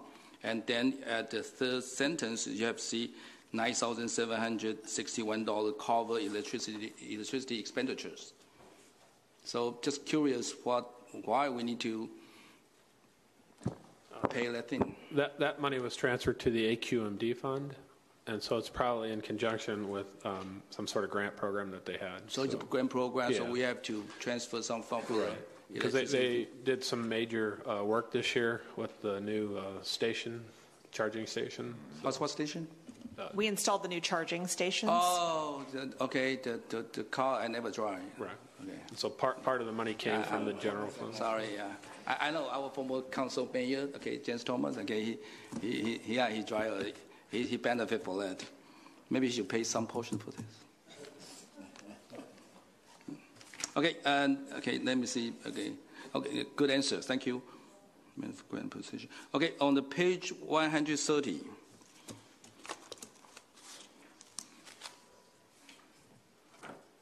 Okay, we have a grant, and then we have a deficit. So if I add all this together, we have a major fund, general fund, public work, and then we have a deficit $200,000. So meaning, I got it. We have fixed the street and we get grant, and then we still have to go into our general fund to pay $200,000, and then you have a drug enforcement rebate. Then we have to still and have to pay the deficit $62,600. Altogether, look like we have to pay an additional $300,000 deficit. So can we just get a grant and then we pay exactly the expenditure rather than we get a grant, we're doing also thing, but end up we still have to pay the difference, meaning the $200,000, that's a lot of and kind of over budget. At the end, expenditures in excess of appropriation. The last column. That was the only general fund department that was over, was Public Works. The other special revenue funds, that will be made up from future grant revenues or fund balance that's already there. So the general fund won't bail those out. So this is coming from our general fund, right? Just the first one. The other additional $300,000 we have to dig into our general fund. But all the other funds would all be special revenue funds, and they have fund balance available, or they have grant revenues that are waiting to get. What I want to state it is, since we have this issue and we have a very tight budget and we are going to do the 2019 budget, so what we can do is maybe in the future we try to reduce this deficit into our general fund. So meaning if we get a grant in, we try to stay in our target rather than deficit $200,000 and dig into our general fund. That's my point. Is that possible? We can kind of get a grant and we spend in the limit of the grant, rather than we have the exist the grant limit. Yeah, we'd be happy to do that, I'm sure. So can we do that, Nico? Well, I mean, we get a lot of grants, so it just depends on the nature of the grant, whether it's a matching grant. So I can't say for sure that we're always going to stay within the dollar amount of the grant, because it just depends on what the provisions are and the guidelines are of those particular grants. My point is, since we are going to do the budget pretty soon, okay, so what we see the 2018, possible it will be a blueprint for our 2019, and if you see this, they have some kind of overspending expenditures. Can we just reduce this in the future? So if we have a grant, we try to spend in the limit. So when we don't want to do something we don't have. That's my point. Yeah, the goal is always to stay within the threshold of whether it's the special fund budget or the grant. The only time that would change is if we came before council and had that changing parameter depending upon what the guidelines are. I understand this has been spent. I'm just talking about this use as an example, hopefully for the future. Yeah, always the goal is to stay within budget or within the amount appropriated. Okay, thank you so much. And let's go to my last one with page 135.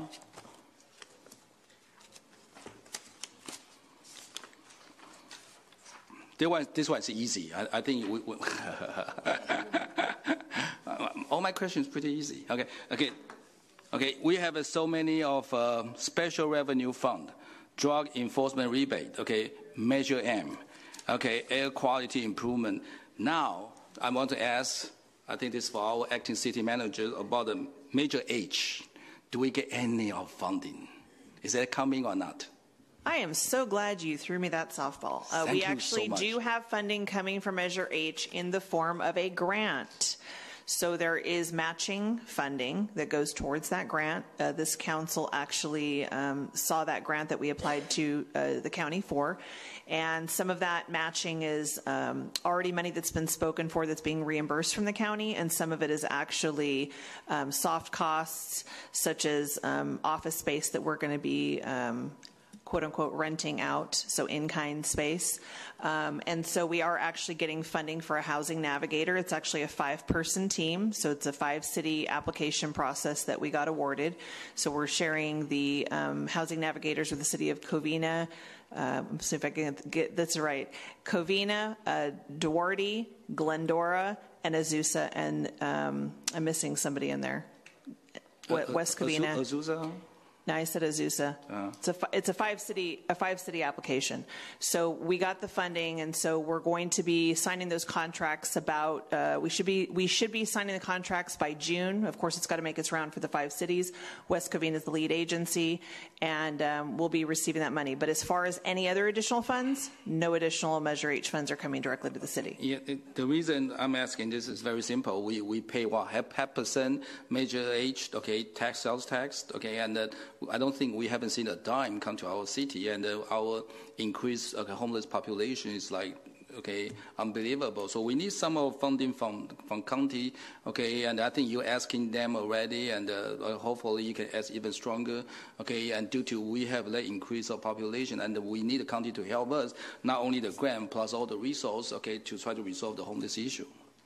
Yeah, so actually yesterday, our city, as well as many cities in the San Gabriel Valley with the San Gabriel Valley COG, met with Phil Ansell, who oversees the homeless initiative, as well as Hilda Solis, Supervisor Solis. So we actually met with them, and Catherine Barker's office was also present, and Supervisor Hahn's office was also present. So they are aware of the city of West Covina and others that are desperately seeking local return funds. So we've actually talked to them about Measure A, what Measure A has looked like, what Measure M has looked like. So they have said that there's a potential to get some local funds, but they're looking at basically how they fix that grant moving forward, because currently the way that it's structured, we do not get local return funds. But I can tell you that the amount of local return funds that you're anticipating, they're not planning on releasing that kind of money individually to cities. So hopefully for your persistent that they can, maybe you can persuade them, okay, so to give us some of the fund that we pay forward. So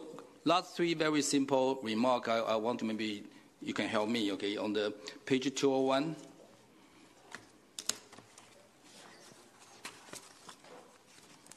Okay, I think this is something we want to foresee the futures, and we refresh about the history, okay, because we have 10 years comparison, okay, and if you see these 10 years comparisons, okay, a couple of issues, okay, like for example, okay, we have Okay, and this 10 years, okay, if you see 2018, okay, let me see over here.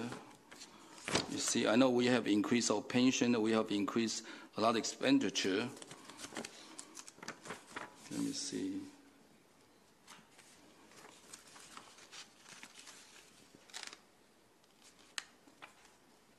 I'm sorry, let's go to the 232.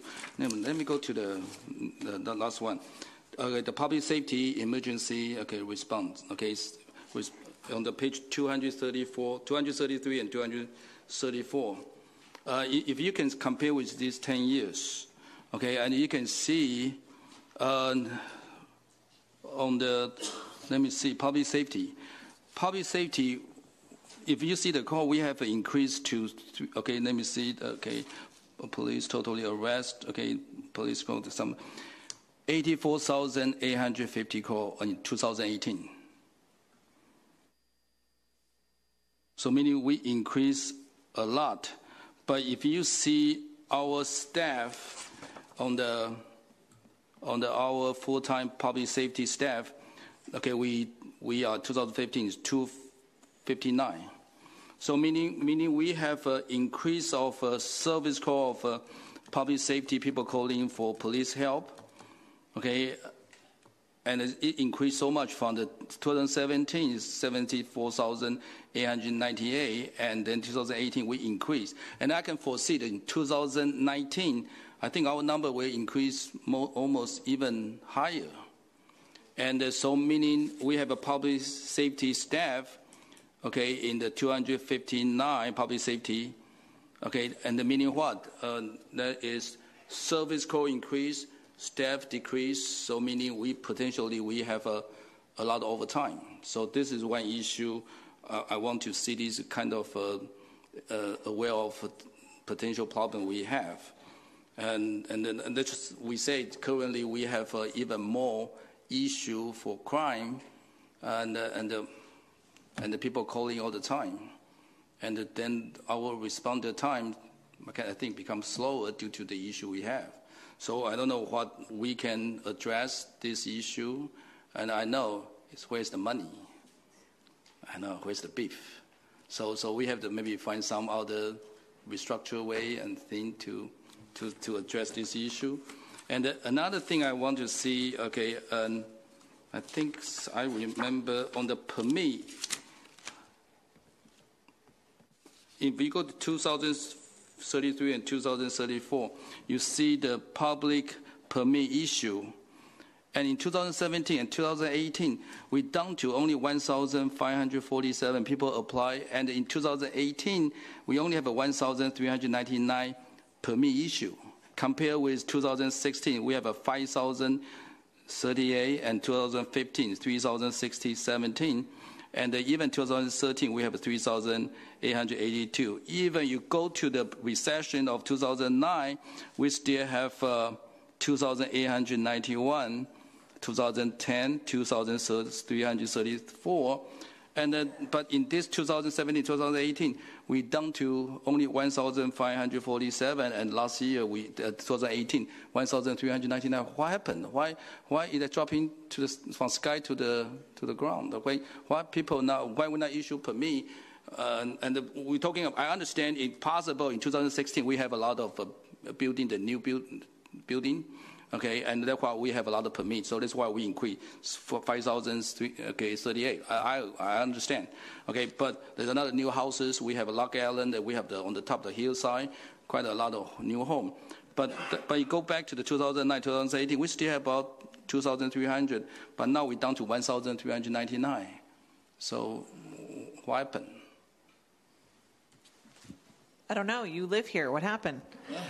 I don't have a good answer for you. I can get that information and let council know. But I think Miguel has left the building. Otherwise, I would pull Miguel because he's got the historical knowledge in the building and engineering department. I don't have an answer for you. The only thing that I can say is that if people aren't pulling permits to do building or renovations, then we don't have the permit numbers. So hopefully we can encourage people to remodel their home. Okay, and so we can have some permit fee. Okay, so we tell them we need money, so remodel your home, go to Home Depot. So anyway, I think we need some kind of encouragement for our resident, 120,000 of us, to kind of improve their home. I know we have a CDBG fund, we have a home improvement, okay, and things. So maybe we can promote. My point is this, okay, our city maybe can do some promotion that we have a CDBG fund for helping people to improve, remodel their home. Okay, we have a lot of old home. So hopefully, okay, and we can increase, because you can see the number is coming down. But good thing is, previously I say the sales tax and the real estate, okay, and the property tax going up, okay, slightly. Then hopefully we can have all this permit fee, so we can increase our revenue and to pay for our service. So I think that's it. This is my question for you, and thank you so much. So you said 99% of the audit was completed in October. I just wanted to know, why did it take over 5 months to receive this? We didn't get the OPEB till the end of, like, the first week of February. And then the city had to do the journal entries, record it, and then we had to come back out and audit it. And so then it just takes time, and then agenda time, putting stuff on the agenda just takes time. They had to go to the Finance Committee first, or the Audit Committee first, so it just takes time to wrap it up. And then in the meantime, staff left, and then Todd came in, and we threw Todd into the fire to help us get things done and do the MD&A, because you can't do the MD&A till everything is done. And then the statistical, which council member just went through, that can't be finished. And the most important part is the MD&A, and that can't be finished. So that just takes time to do it. So, but you don't have to have another appraisal for a year. They just roll those numbers forward. So that shouldn't be a problem going forward. And the city's already addressed that issue for next year. So, thank you. Okay, if there's no more questions, then we have a motion. I'm sorry. Okay, we have a motion. Have a second? I'll second.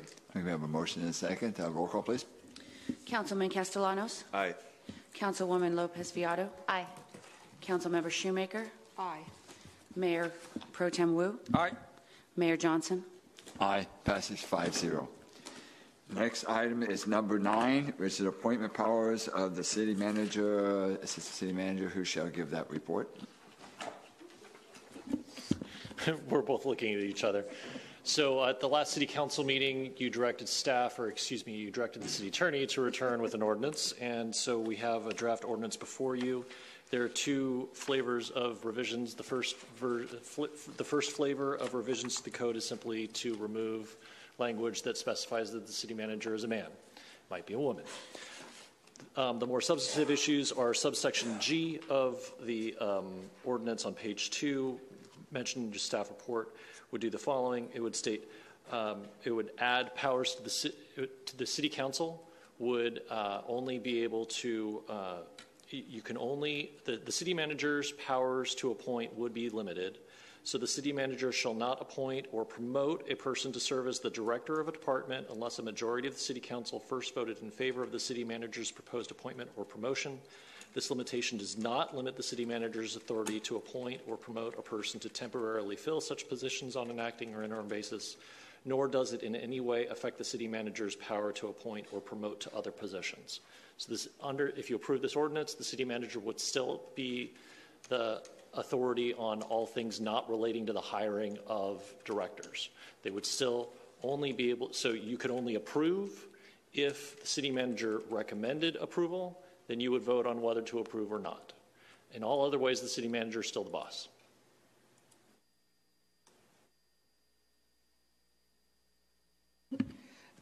A member of the community and staff came up here and basically said we were taking the city manager's authority and it would be less transparent in the hiring process.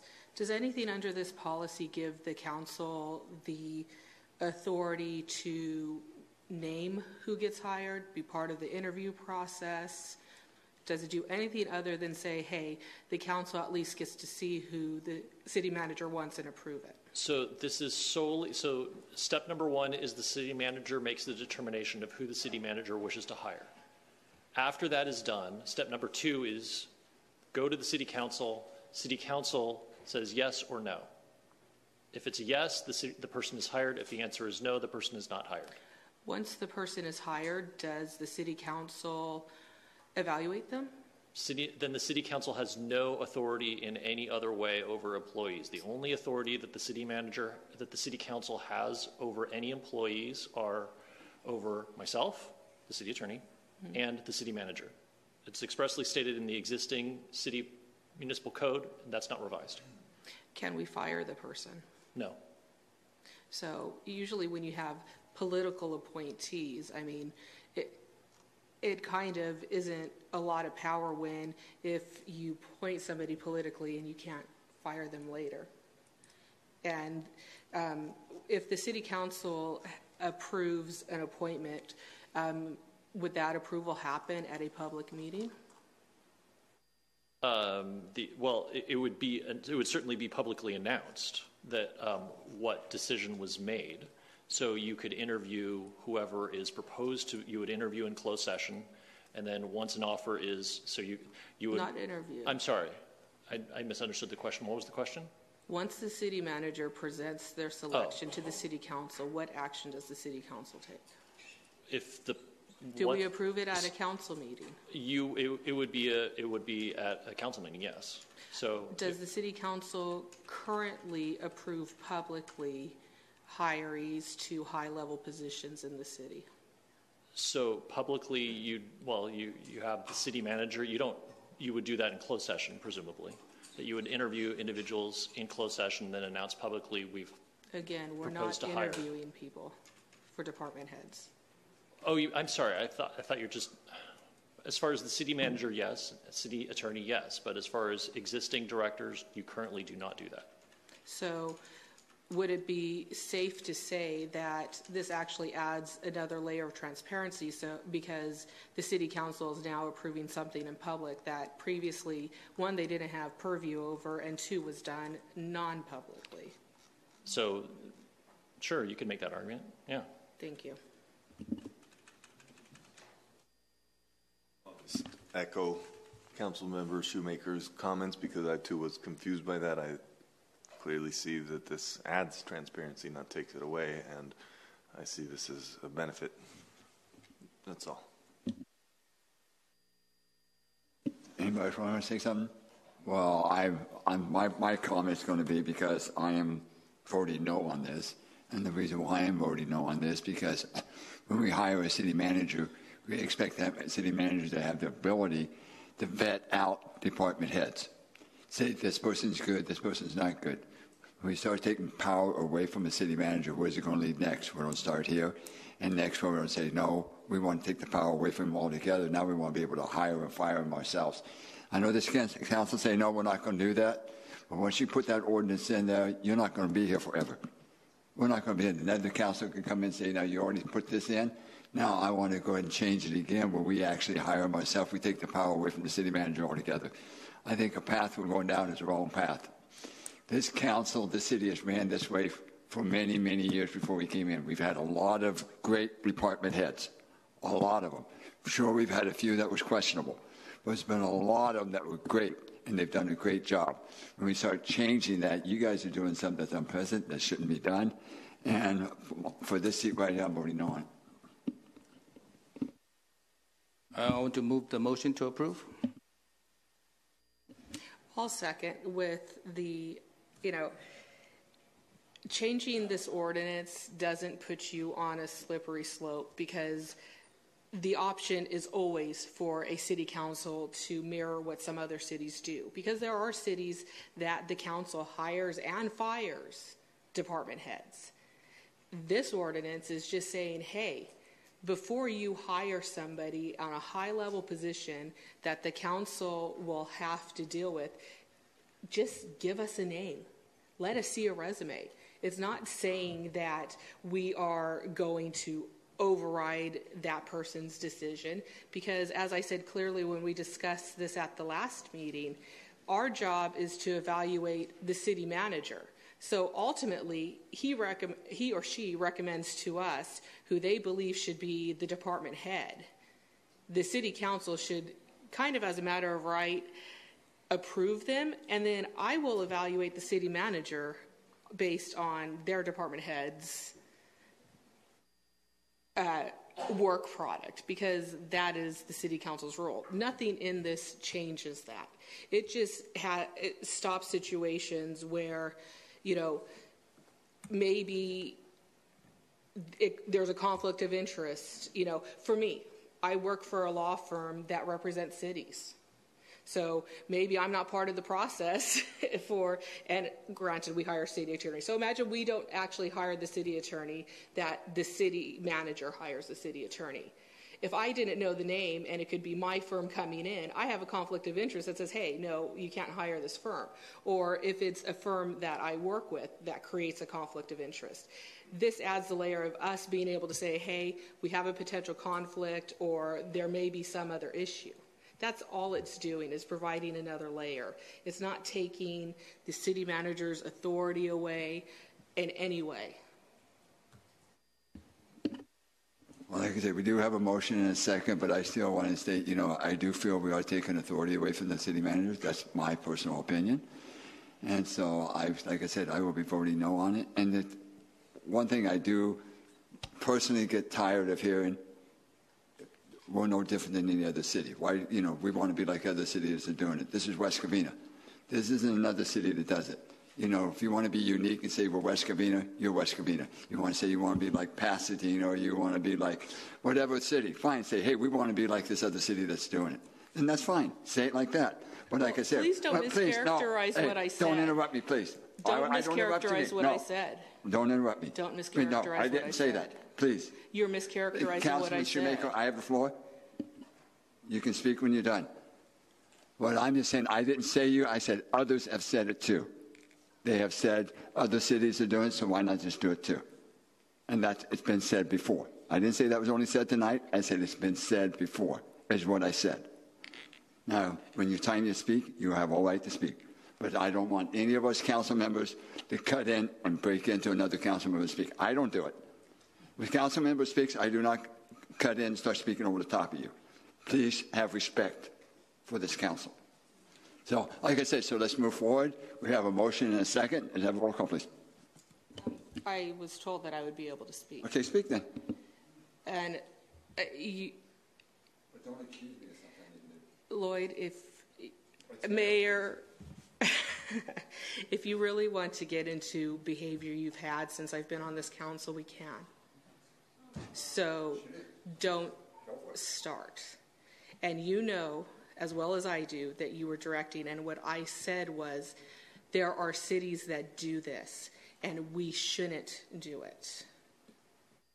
I was very clear on that, because I don't want West Covina to be like other cities. I want it to be the best it can be. And I don't make decisions to change ordinances based on current employees or past employees. The decisions are based on best practices.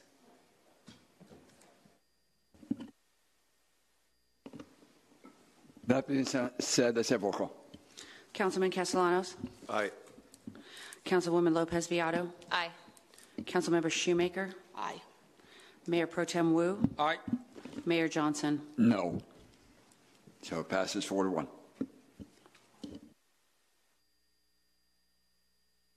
Next item is item number 10, is a request for proposal for development opportunity site at the former BKK landfill site. Who shall give the report?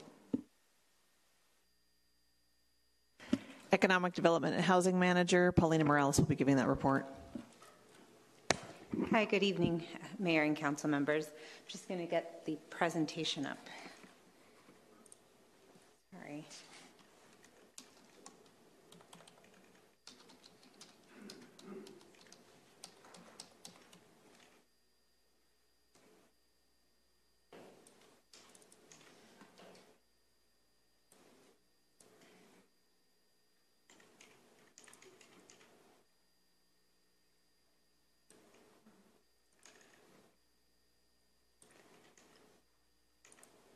All right, thank you. So before you this evening is a request for proposals, or RFP, for to seek development proposals for the 218-acre development opportunity site located at the former BKK landfill. The development site is comprised of city-owned parcels totaling approximately 134 acres, here in referenced as the opportunity site, and the 84 acres that are under license referred to as the top deck.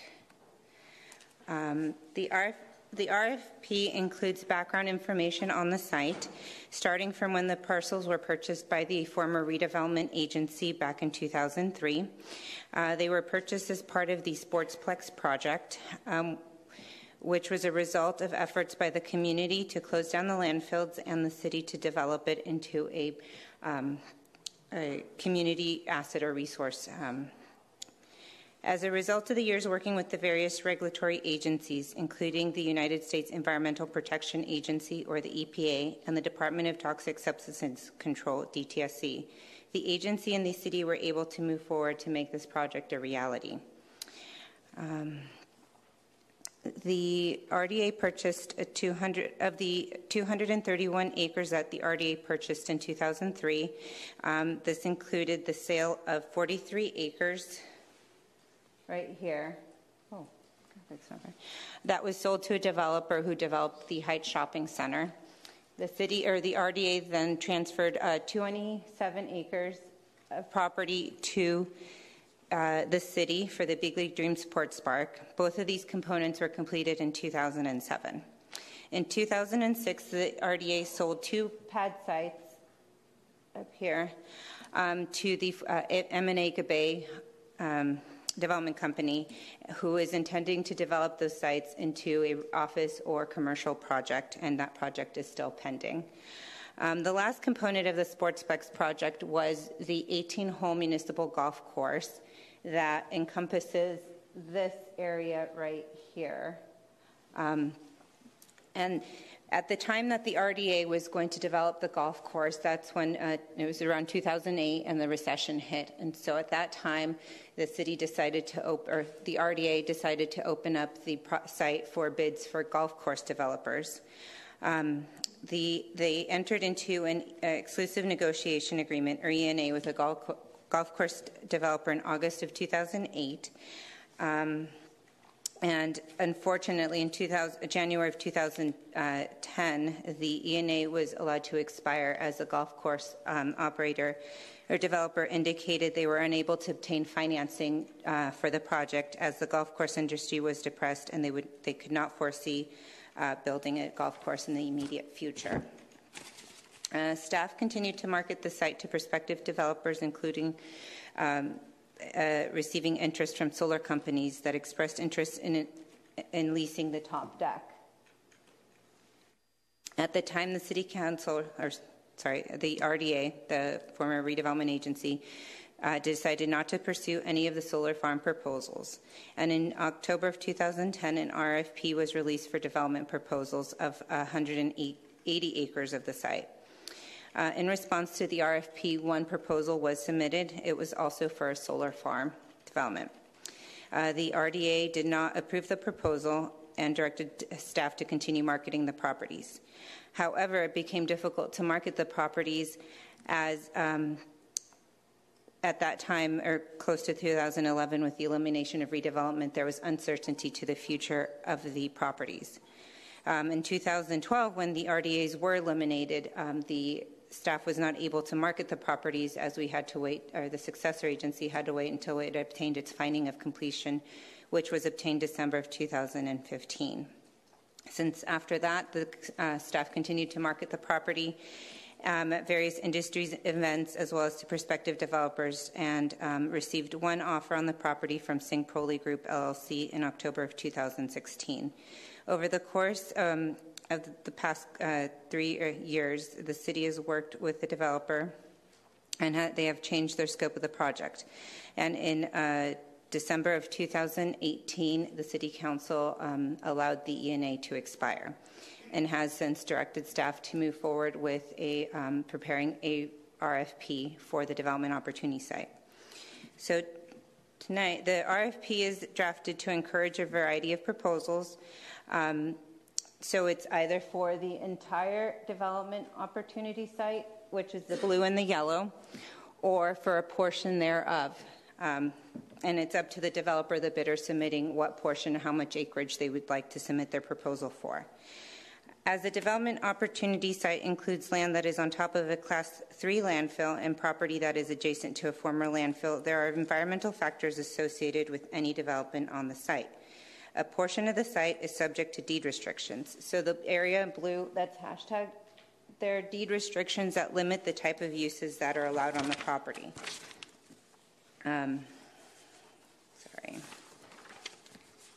Those include hospital, residential use, school for persons under the age of 21, daycare centers, permanent buildings are occupied by humans, and park or playground except for a golf course. In addition to stating that in the RFP also indicates that there are mitigation measures pursuant to the Supplemental Environmental Impact Report, habitat monitoring, and coastal sage scrub habitat monitoring plans that are subject to the property. The RFP does include a note that approval by the regulatory agencies for any proposed project and any use or change to the use would require their approval. In addition, there's exhibits, so the environmental documents are part of exhibits to the RFP, as well as the prospective purchase agreement and covenant not to sue, which are with the EPA and DTSC. The RFP does not specify a purchase price for the development opportunity site. This allows bidders to provide a wide range of development proposals for the site without having to meet a minimum price point. The RFP does clarify that the city's purchased 3 of the assets from the former successor agency, and part of that approval from the oversight board did require that all proceeds from the sale of those specific 3 parcels, which are one right here, this one, and this one, would first go to reimbursing the city for the 2004 lease revenue bonds that were taken out for the development of the golf course. Well, an appraisal was not conducted for this particular RFP. There was an appraisal that was conducted in 2006, and that was attached to the oversight staff report, and so it will be available on a website that the city or staff will create, providing additional information for the development opportunity site. Staff will make tours available on April 4th. There will be 4 different tour times available as to help accommodate different time necessities for the bidders, potential bidders. Depending on the demand, if there's more demand that exceeds that date, we have Monday, April 8th as a backup. And that ties into the deadline for questions on the RFP by potential bidders is that Monday, April 8th by the end of the day. And so it does allow bidders to see the site and then provide any questions after they tour it.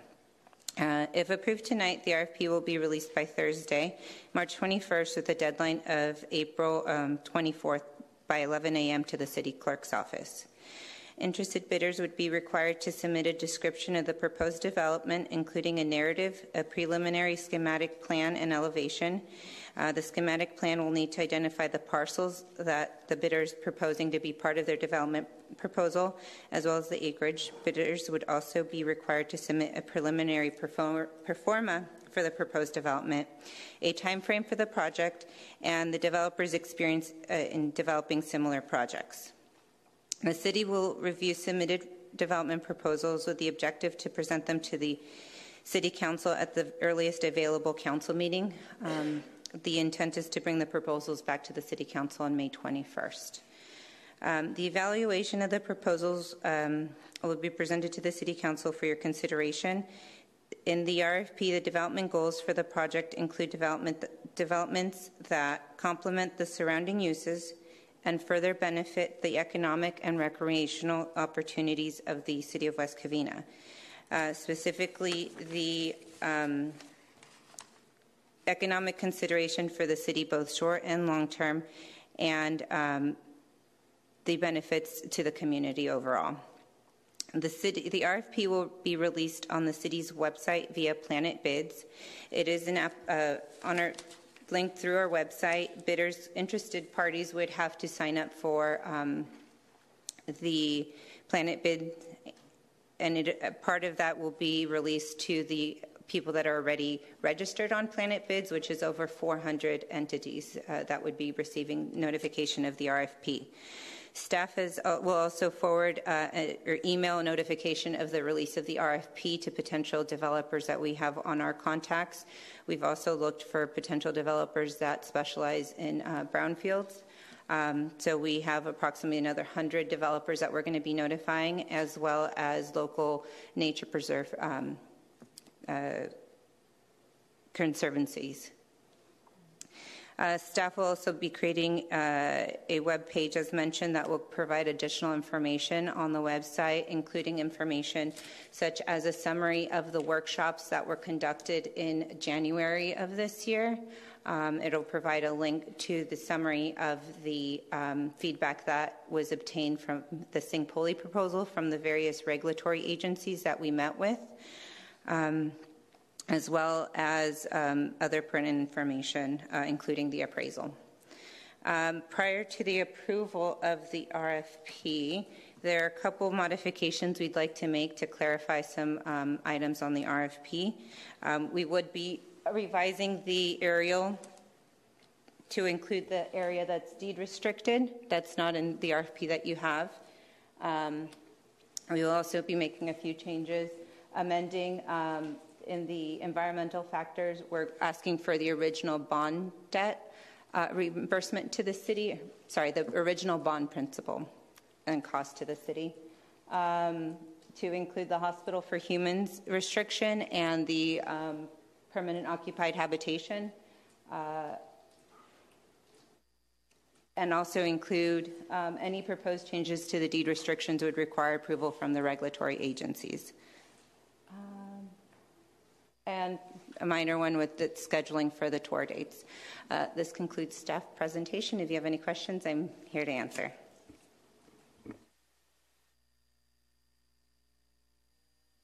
Thank you, Mr. Mayor. Thank you for the presentation, Ms. Morales. Just to clarify, how long have we been marketing this property? Since 2008. Well, with the exception of when we couldn't because of the elimination of redevelopment. Yeah. And so we've had RFPs before? Sorry. We had one RFP in 2010. And then did you say we had another one again in 2015, or we were just marketing it? We were just actively marketing. And how were you doing that? We attend industry events such as the International Council of Shopping Center. We meet with developers. We have contact lists that we forward, new opportunities to events such as Acre. So we notify when there's new opportunities. Oh, thank you. Sorry about that. With that process, so then it was in 16 that Sing-Poli came forward? Yes. And you said on Planet Bids we'll have over 400 currently registered developers, and also over 100 nature conservancies will be notified? 100 includes both developers that's on our contact list, developers that specialize, that have done brownfields projects, and nature conservancies. And you did mention that all parties who submit bid will know and understand any and all risks, and also there's a covenant not to sue. Those would be attached exhibits to the RFP. So the monitoring plan and the coastal sage monitoring plan as well. We're also going to be providing links to DTSC and Cal Recycle, which is an arm of DTSC, that have specific information on their documents regarding the landfill, including the consent decrees that have to do with the monitoring programs on the landfill. And so they'll understand that the 8 regulatory agencies will be involved throughout the process, and that's a hurdle or hurdles they'll have to cross? It is mentioned in the environmental information that it specifically lists EPA and DTSC, but if we can list all 8.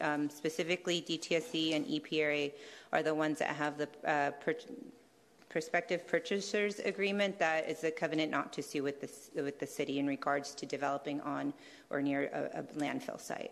Okay. And the restricted use is with the DTSC. Thank you. I think we should add those others. Okay. I like the way it looks, but yes, please.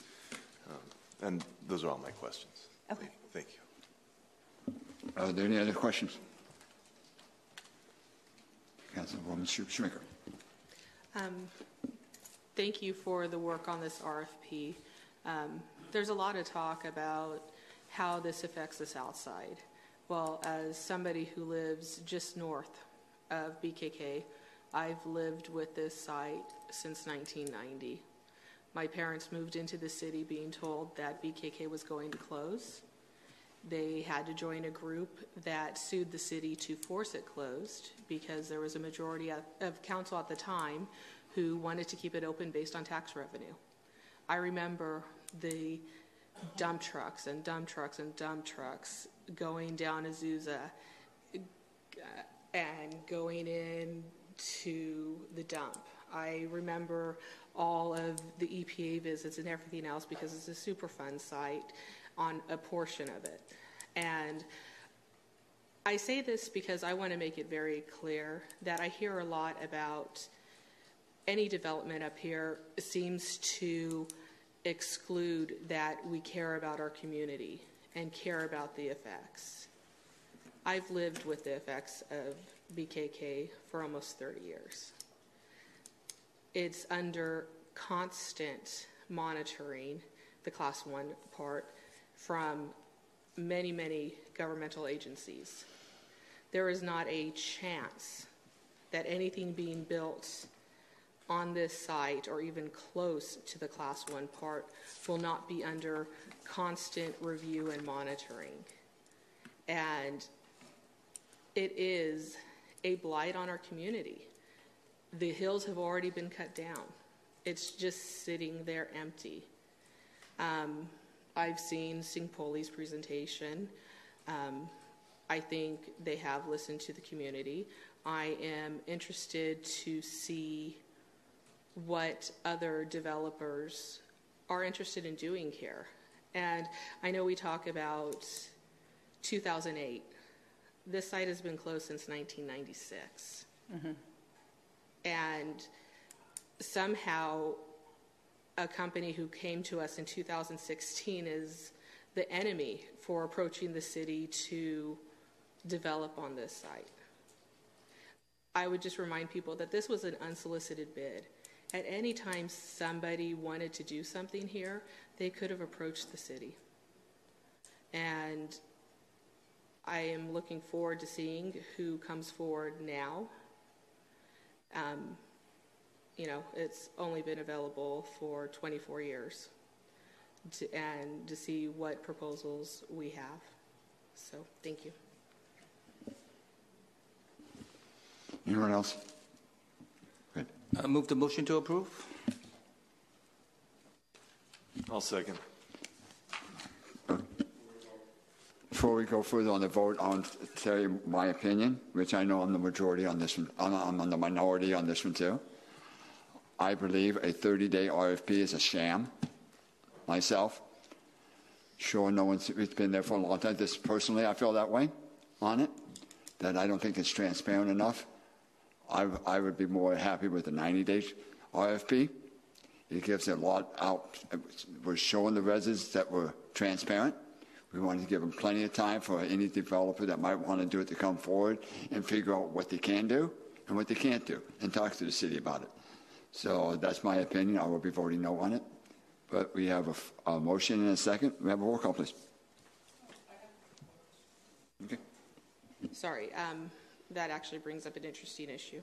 When somebody responds to the RFP, are they giving their absolute final plans, or are they saying, based on what we've read in all of these reports, this is what we think we would be interested in doing?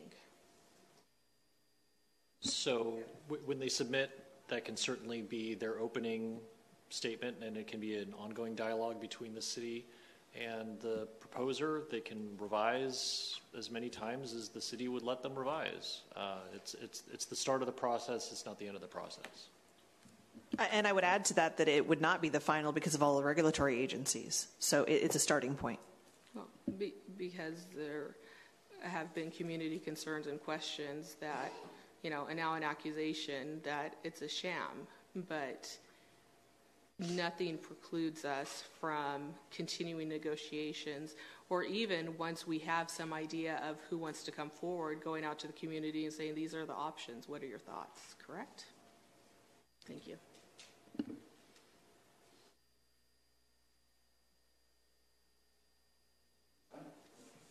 We have a roll call, please. Councilman Castellanos? Aye. Councilwoman Lopez Viado? Aye. Councilmember Shoemaker? Aye. Mayor Pro Tem Wu? Aye. Mayor Johnson? No. It passes 4-1. Okay. The next one is number 11. There was a request from myself requesting the City Council consideration of the Council the water service line coverage with the Service Line Warranties of America. The reason why I brought this up, there's been a lot of residents that has complained about letters they received with the logo of the city on it, making them thinking it's an official letter that the city is backing this. And I feel that what I'm requesting is that Council's consensus on breaking ties with them on it. Mr. Mayor, thank you. I'm so glad you brought this up. I had actually stockpiled a few of these last summer. They did look very, very shifty and fraudulent to me. I mean, it was super confusing. Not only that, my brother in the city of Covina received one with West Covina's logo. So I'm glad you're bringing this up, and I totally agree with you. We should sever ties. Thank you. Okay, I think this is last year brought up by one of the city council, right? Okay, this is a league of city, and they endorse this. Okay, and I understand where this is coming from. Okay, and what this coming from is if you have a home insurance, they only insure inside the property. And if you have a water meter, the water company only take care of anything going to the water meter. So from the water meter go into your property, for example, I have a property for maybe 100 feet going to my home. This portion is not insured by anybody. So I remember one time I have an issue at Christmas, before the Christmas, and the water line broke and I cannot find anybody. Okay, and I have to pay cash to maybe, I think I pay pretty expensive for somebody coming in the Christmas time to fix that thing, and that not insured by anybody. So I went through it. I understand what this is about. I think and then normally I don't like people recommended this and then partner with city, but this is something another option for the people to insure. And we have a lot of aging home. And they use galvanized pipe, and they broke right now with the earthquake, with thing, the aging, and it create an issue. So I received the letter too. And since I understand that I approved last year with I think 5-0 approved this bill. And I really don't have a problem because I don't think it's a scam. It's just additional insurance. For the resident to say, hey, do you want this insurance or not? And since we partner with them, I think that's why they use our logo. I don't know the legality. Maybe city attorney can state about, can maybe tell us is that they okay to use our logo. I think the problem is they put a logo. And since we partner with them, I think it's a kind of good insurance for people if they, especially fixed income. And then they pay maybe, I don't know how much, I think pretty cheap. So in that way, and if something go wrong, They can then fix the thing and pay for the potential issue, and the people cannot afford it. Yeah, so as far as the legality, obviously the city gave them permission to use the city logo. I'm just not sure because the employee who was handling that no longer is with the city, moved on to another city, and so I'm not sure. When we initially launched the program, we had issues. So in 2017 is when we launched the program. We initially had issues with people calling up and saying that they thought the information was fraudulent because it mentions that there's a city partnership, but it's only a one line that it mentions that.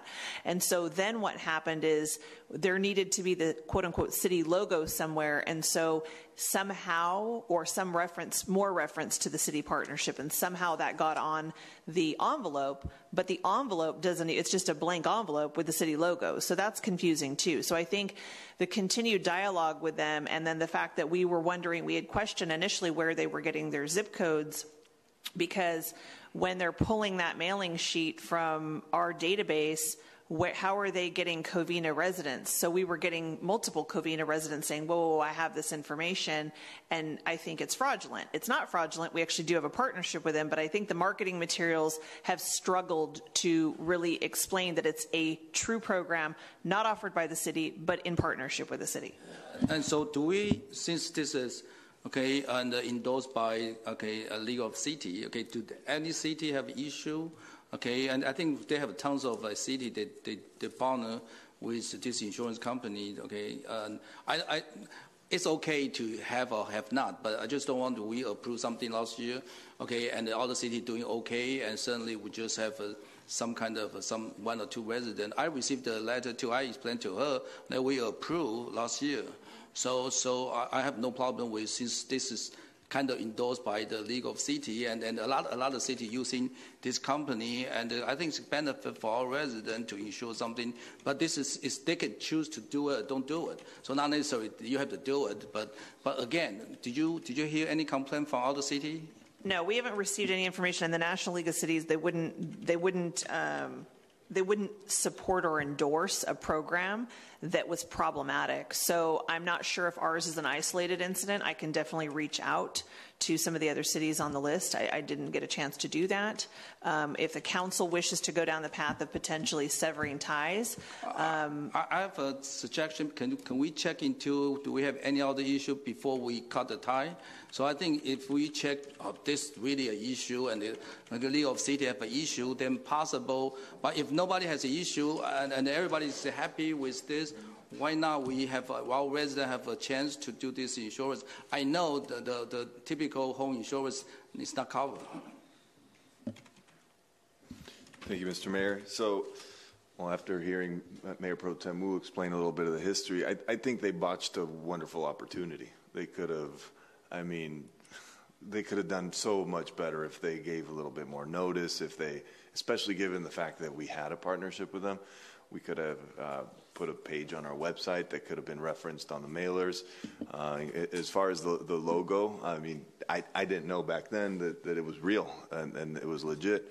There should be a footnote that, there should have been, it could have been done so much better, and everybody would have won, especially if it's adequately priced. But I didn't even take the time to call because I think the address it listed was in Pennsylvania. There were so many. I laughed when I saw it. It had great intentions, and they just blew it. So if that's repairable, it's kind of like we'll be doing business 101 for them. I'm cool with that. Just everything needs to make sense and be transparent, and we don't need residents to be confused. If I may, I'm willing to reconsider it if we can get in touch with them and say, we don't mind the partnership, but you have to make it more clear, because what it is, residents are telling us that this is a sham. Do I have to do it? It makes it think that they have to do it. They have to buy into it. And so we need to make it more clear to them when they open it up and they read it, that they don't have to buy it. This is all volunteer on their part. And I think if we can do something like that, I would like to reconsider this and just receive and file it and just see if we can make those changes. Okay, and what I can do is I can reach out to the company and work with them to try to enhance the marketing piece and actually approve the marketing piece before it went out, because to be honest with you, I know for a fact that our staff did not approve the marketing before it went out, which was problematic to begin with. So I can definitely work with them to do that. Okay, thank you. Thank you. Okay, at this time, is there... Oh, Can we get a copy of the contract so we know what rights we have over their advertising and improving it, and just to double check things like indemnity and what our part of the partnership is? Will do. Okay, now at this time, is there any council members' reports or any AB 1234 conference or meetings reports? Seeing none, I do have, let me see if I can find it real fast.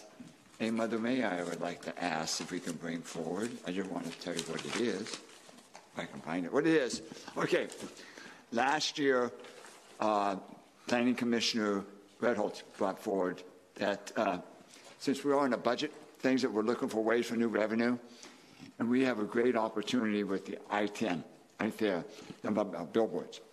You know, we see billboards up there. I'm not saying all up and down the freeways. I'm just saying we could set a limit how we want, certain height, or they have to be a certain thing that we want. What I'm just asking for is that the council look at it, have the city staff bring back a report saying, is this feasible? If we find it's not feasible, then we vote no on it. But we just kill it. But I'd like to see if we can have that brought back. Have the sense if you can do it? Yeah, I like the idea, definitely, okay. With the right design standards and the right planning. Good enough.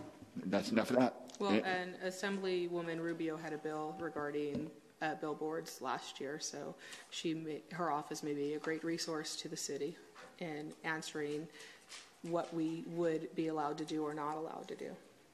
And we actually have an upcoming meeting with her. Any other comments from the council members? Nope. If not, seeing none, we're adjourned. Thank you. 10 o'clock.